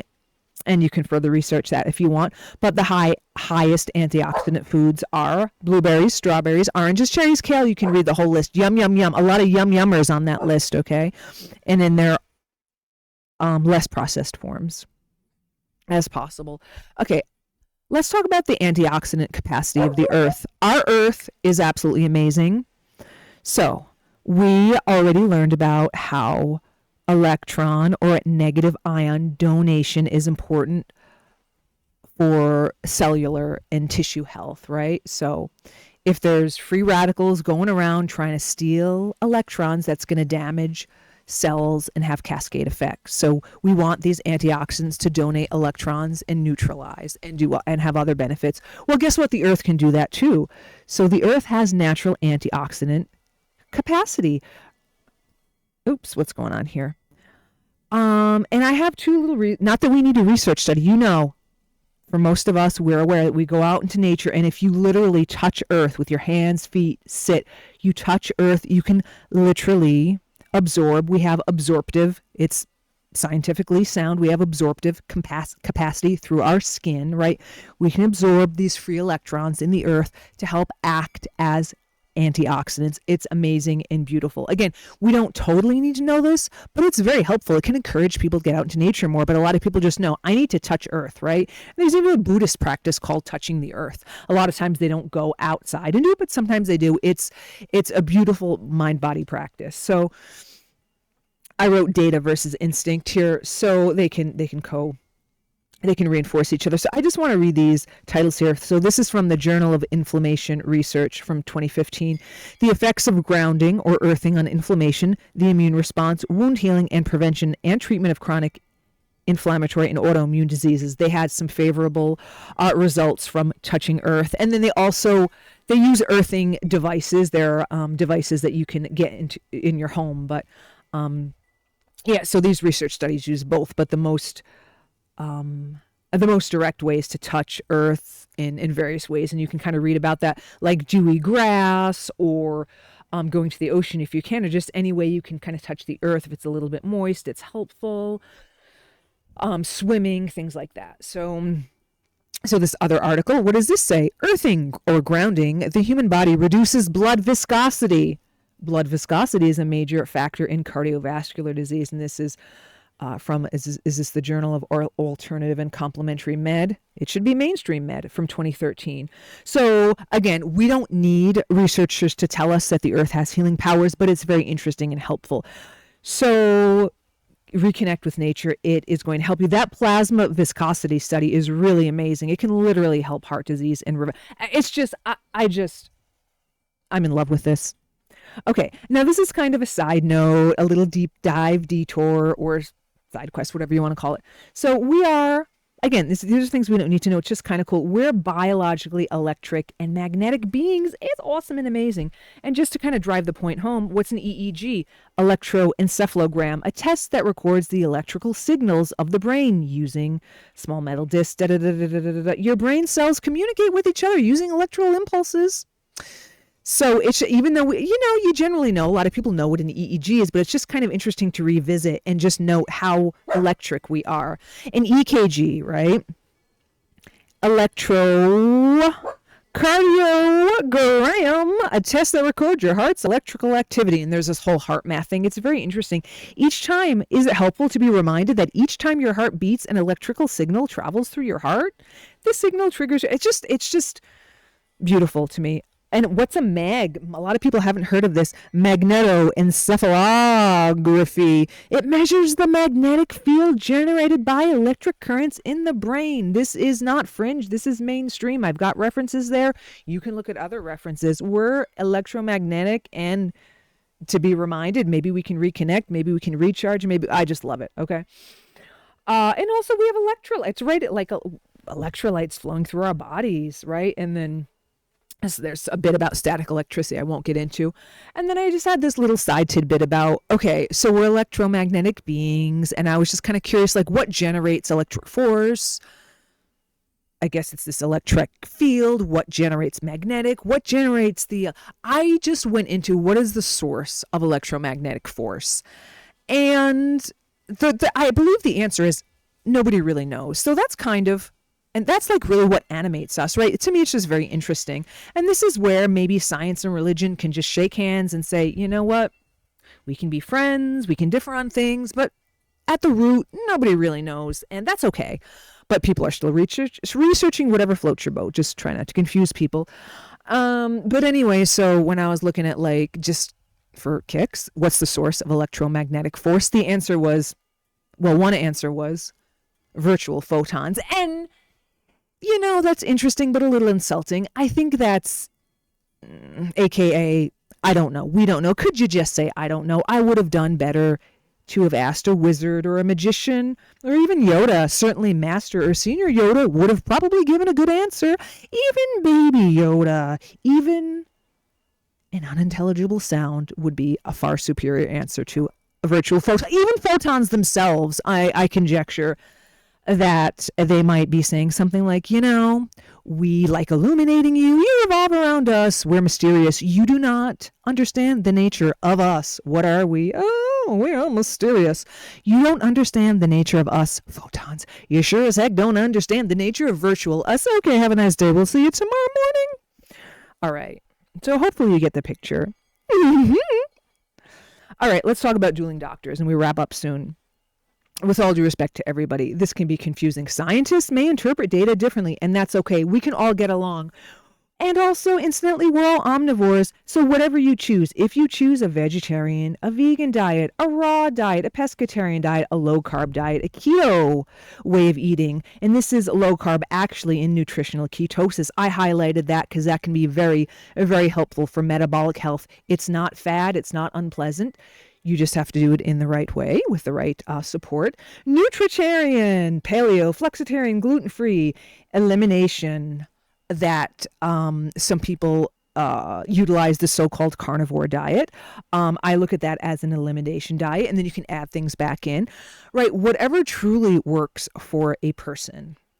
And sometimes it takes time to see that, et cetera, et cetera. And I wrote, no sad. It's really our standard American diet that's causing a lot of problems. So if you're eating in a wholesome manner, it's usually going to benefit you. And I wrote awareitarian or awareivore, because that's something that I like to talk about, just being very, very aware of what you're eating and your mind-body experience or body-mind experience. Okay, so over here, I have a list of doctors and scientists and practitioners who have some differing and some overlapping opinions and have had some robust debates with each other. And I wrote 10 plus pros about 4 different takes because some of them in overlap. So it's really interesting, and I also think it's noteworthy. I put some other, so the first set of folks focus on nutrition, right? They're different scientists who focus on nutrition, and then there are also some physical therapists who interviewed this man, bona fide physical therapist who interviewed a man who calls himself the knees over toes guy. And they had a really robust, is going to be my word of the day here. They had a really nice conversation about, you know what, science doesn't always get it right. And they were really talking with him because they realized that they want to help their patients. And there is a benefit of doing very careful exercises where your knees do go above your toes, which is like verboten with some physical therapists. So I thought that conversation was really useful and relevant to where we need to have humility and say we have a lot more to learn to help ourselves and to help patients and others and our loved ones. Also, some physicists, right? There are many types of physicists. There are two physicists in conversation I was listening. They basically disagreed on the nature of physics, which was fascinating. So different very qualified people can disagree, and it's okay. We can all definitely get along. Okay. So again, there's really no one right way to do it except for eliminating these processed foods and stress. Most people agree upon it. Also, you see if it works for you. It can be challenging, but it's doable. And again, it's just common sense. So it's funny, I wrote anti-nutrients there because some people are talking about plants having anti-nutrients, and there certainly are some things like phytates and lectins that are of concern, but there's an overall benefit to plants. This is what I have seen and what science seems to show, and I just have a picture of, but if if you want to do, you do what works for you, right? But try not to confuse the general public and keep it ethical. So we've got Rip here, right? He, I don't know if he's vegan or vegetarian, but he's very, very plant strong is his thing, right? So, if he can pick up, he's a fire person, whatever. If he looks pretty healthy and robust to me on plants, right? It looks like he's doing pretty well to me. Now, someone might say, I've heard some of these dueling doctors, someone might say, well, if he were eating more meat, he'd be stronger. Maybe, maybe not. But like I say, looks to me like plant strong dude is doing pretty well on plants. So, and also we can look at other cultures. Now, this whole longevity, centenarian, blue zones is a little controversial for whatever reasons, but let's remove the controversy and let's just use a little common sense. From, for example, northern Iceland to southern India. Wow, those are two pretty different regions geographically, different climate, different types of people, different genetics. They have different native foods, some similar, some different. You can eat in very different ways and be very, very healthy and robust. The keys are they're eating whole, or at least the traditional diets would have been whole, a lot of times varied, but not always, and balanced, mostly whole, and also they are active, right? That's very important. They have meaning in their life. They're connected with nature, right? So people can eat pretty differently and be pretty healthy. So hopefully you're getting the take-home messages. It's whole, it's active, it's meaning, keeping that stress low. Your metabolic health is going to be pretty good. And then I just have different perspectives here. And then this is a husband and wife team here. I just wanted to, anyway, I'll go into that later because this is the shorter draft version. So yeah. And so, for these so-called anti-nutrients, I would say, there are things that you can do to boost, like soak and sprout, but there's an overall benefit in plants. It seems pretty clear, but again, it's whatever works for you, right? And also I can go on with that. So let's summarize these nursing recommendations, okay? Vegetables, all colors, especially leafy greens, broccoli, seaweed has benefit too, right? Certain types of algae for some omega-3 benefit. So just get all those delicious colors. Fruit, all colors, especially berries, citrus, tomato, olive, avocado. Those are like kind of fruit vegetable. Are they a fruit or a veggie, right? They're helpful.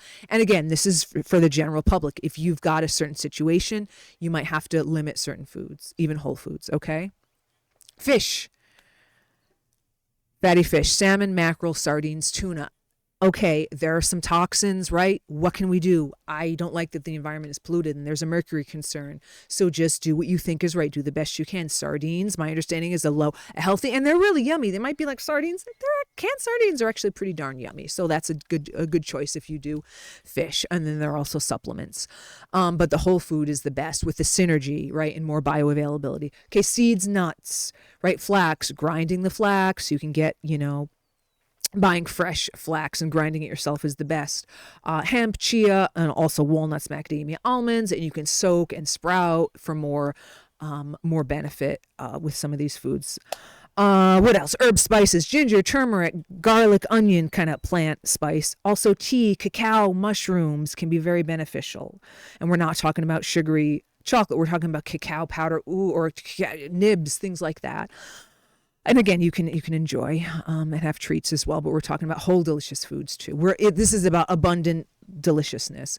Beans and legumes, lentils, peas, again, soaking, sprouting can be helpful. Whole grains, groats, especially the groats, the berries, right? Keeping them as whole as possible, again, sprouting them, right? So you can think about oats, especially steel cut oats. You can sprout some oats, buckwheat, quinoa, millet, amaranth, barley, rye, rice, the different rices, brown, red, or quote wild, which I think wild rice is actually a grass. But anyway, and wheat. Some people do have issues with wheat, especially with the gluten.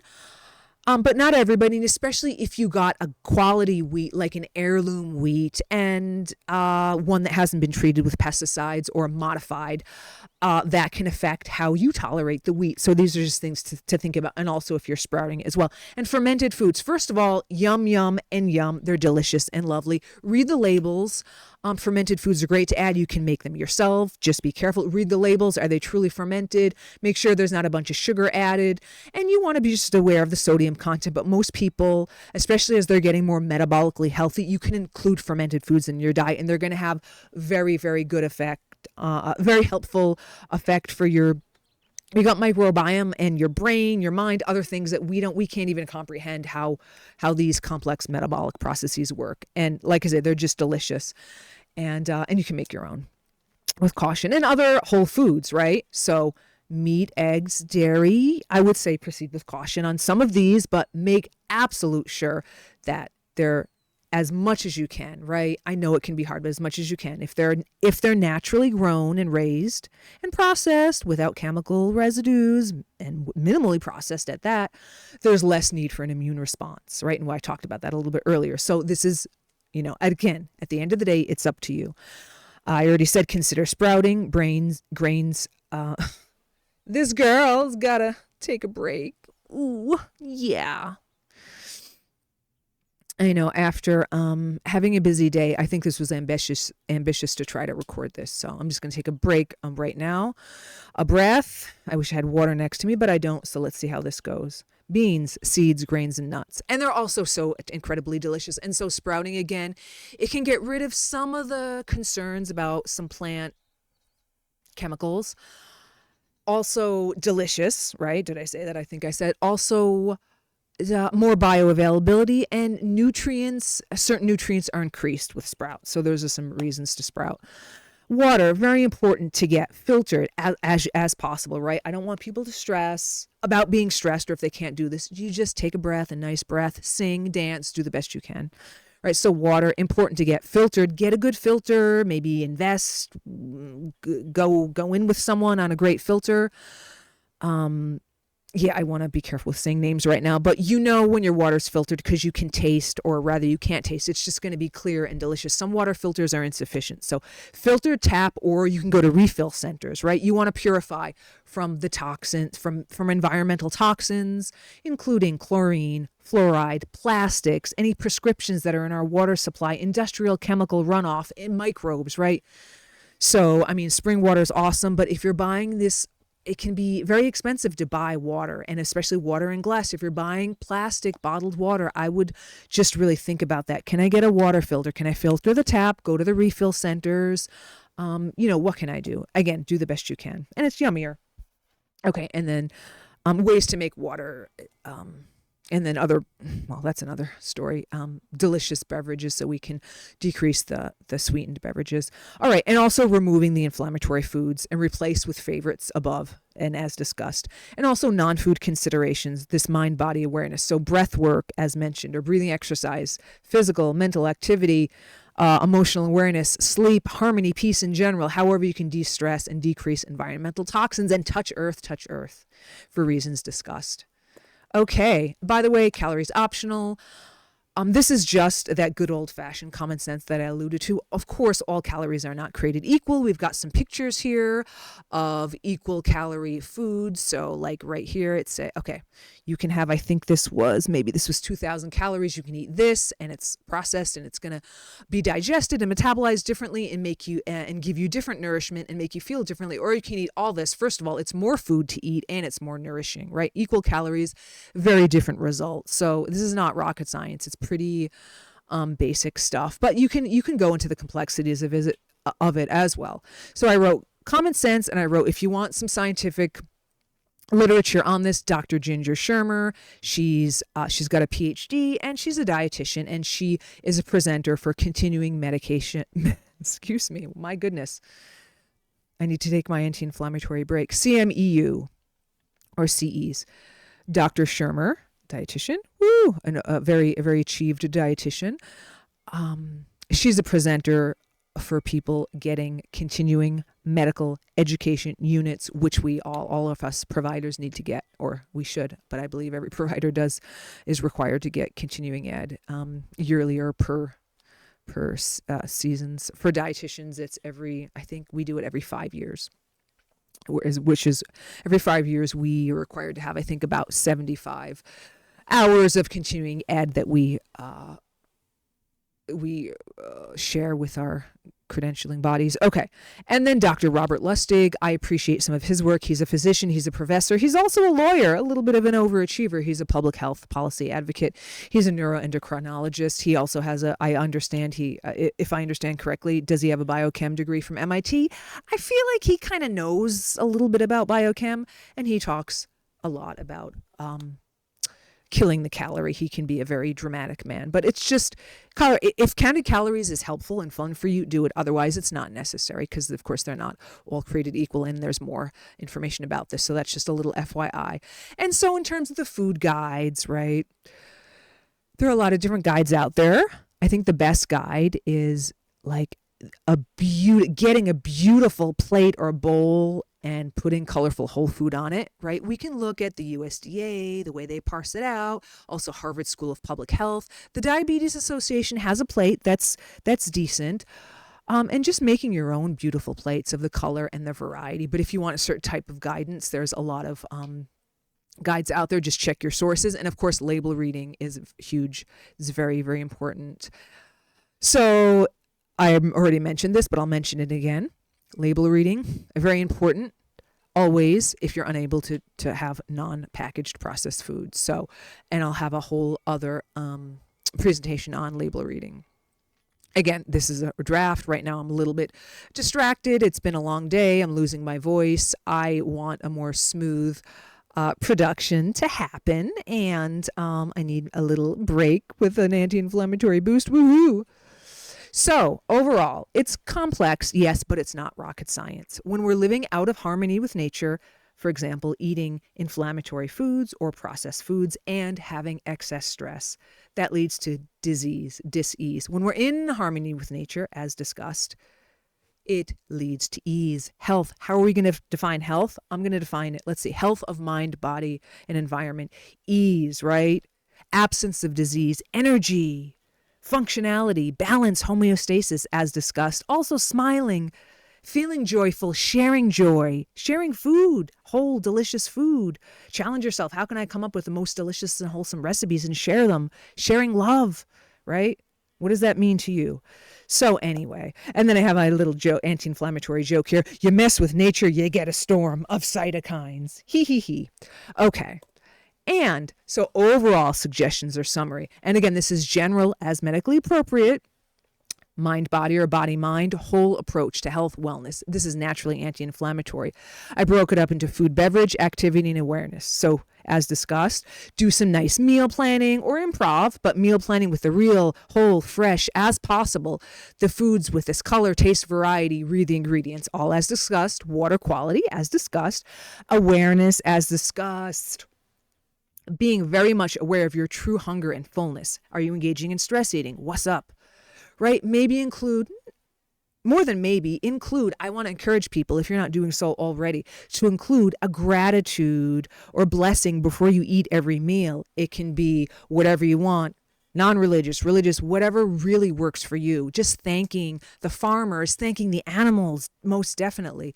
Also chewing, slowing down, putting your fork down, spoon down, or whatever you're eating. If you're eating with your hands, just taking a breath, right? Chewing well helps your digestion and your absorption and your metabolism. Timing is important. Making sure you take a metabolic break. You've probably heard a lot about fasting. It doesn't have to be complicated. Take a metabolic break. First of all, get back in touch with your true hunger and fullness. Second of all, just take that metabolic break. And again, if you're on certain meds, you have to eat certain times. If your sugar's low, obviously, you do this as medically appropriate. But for most people, and some would argue all, you can take a 12-hour break. Choose some times. Okay, I've stopped eating about 8. I'm going to start eating at 8 the next morning. And if you're not hungry, pack some food to go with you and eat when you're hungry, right? You don't, so just do things that make sense and live in metabolic harmony. So your body needs that metabolic break to rest, digest, metabolize. It's going to be very, very helpful. You're going to probably meet your health goals a lot better.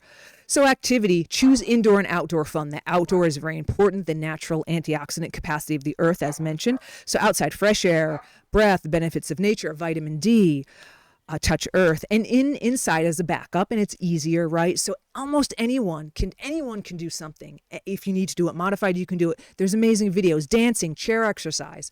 There's no end to fun beneficial activities. All right, awareness. I wrote see above and woven in. Just be aware of what's up. Are you stressed? Do you need to take a breath? Do you need to take a break? Set a reminder. What helps? What works for you? So I just wrote peace, stress reduction. There's a lot here. I just want to kind of rattle it off to give people some ideas here. So the breathing exercises, as we mentioned, sleep, safety, improving your sleep, safety. How can you feel safe in this world? A lot of people are stressed. They don't feel safe, right? How can you increase that feeling of safety? What gives you meaning?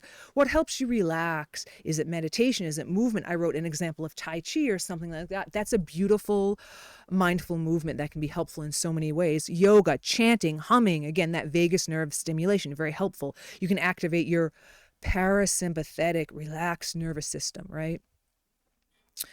Massage can be very helpful. Hobbies, what are your hobbies? What are your healing needs, physical and or emotional? Just think, is there addiction? Is there trauma? What types of therapies might help you? Can you access these therapy? Talk, somatic, guided. There's so many different types of plant therapies, herbal medicine, even psychedelics can be helpful for trauma and used judiciously. I'm a huge fan of plant medicine. And also, if someone's engaging with anything every day, whether it's prescription or plant, if it's every day, multiple times a day, just ask yourself, what's going on there? What's your baseline? If you're not okay with just being with yourself, your body and mind at baseline, what's going on there? Of course, being very, very careful if you do want to get back to baseline, being very careful when you make changes.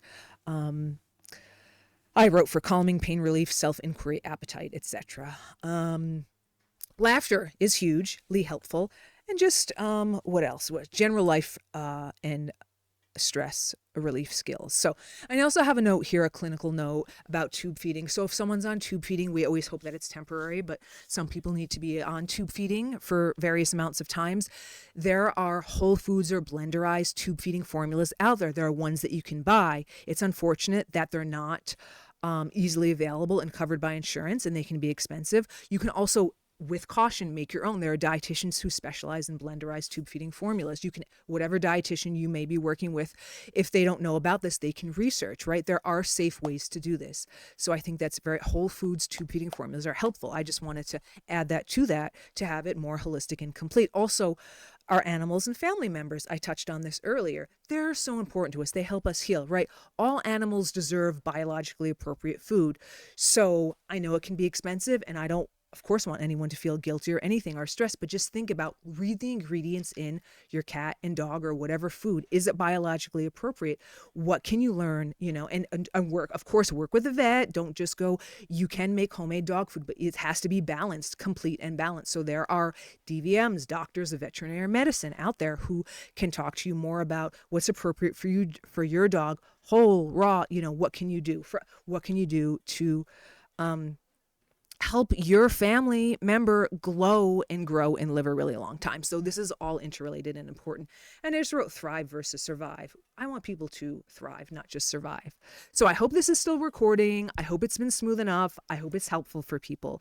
And I'm going to put resources in the links in the description box. So, okay, also I'm a very sensitive person. So right now I'm outside, there's distractions. Also, there's a really strong scent, right? Out here, it's a very horrible artificial scent coming from a neighbor. And so that's why I want to do this, because we have a lot of environmental toxins, and I want people to start talking about it more and to live in environments that are more wholesome and healthy. And, I don't want anyone to be, I want people to be able to live their lives. If someone wants to use a certain very strong toxic chemical that causes headaches and disrupts literally as an endocrine disruptor, it's a free land. If you want to do that, do that. But I don't want it leaking into my environment. So right now I'm noticing that it's very off-putting, but I'm just going to weave it into this is life. We just do the best we can, right? I want everyone to be happy. And I want to encourage people to reunite and get back to harmony with nature. Okay, so our resources, I'm going to put some produce, some general grocery supply, and actually, this is so funny, less are non-toxic cleaning products, right? Like I'm smelling like someone's doing their laundry with something that's arguably toxic. Again, you do you, I do me. I'm going to remove myself, but I want to finish recording this. I'm going to go out into nature in a minute. Meat and animal products. I really want to support these. What do you call these? They're all like regenerative farming and agriculture. I want to support farmers and ranchers who are working with animals in an ethical manner and in harmony with nature. These products are not only they taste better, they're better for you, and they could become more affordable. I especially if you team up with people, maybe neighborhoods can team up and order larger quantities, things like that. So I want to put some links about high quality meats and animal products, as well as links to fun physical activity, exercise, relaxation, meditation, sleep. Also, meal planning, label reading, and lifestyle based on this presentation. Hopefully this has been helpful, and seek counsel as needed. And that's about it. Yay and thanks. I hope this has been helpful, and check the description for resources. And again, this was just a draft. I'm well aware I want this to be smooth, professional, and lovely. There have been some distractions, and I'm going to recharge right now. And that's a draft, and I wish everyone well. And you get to see me go into OBS Studio, and bye-bye.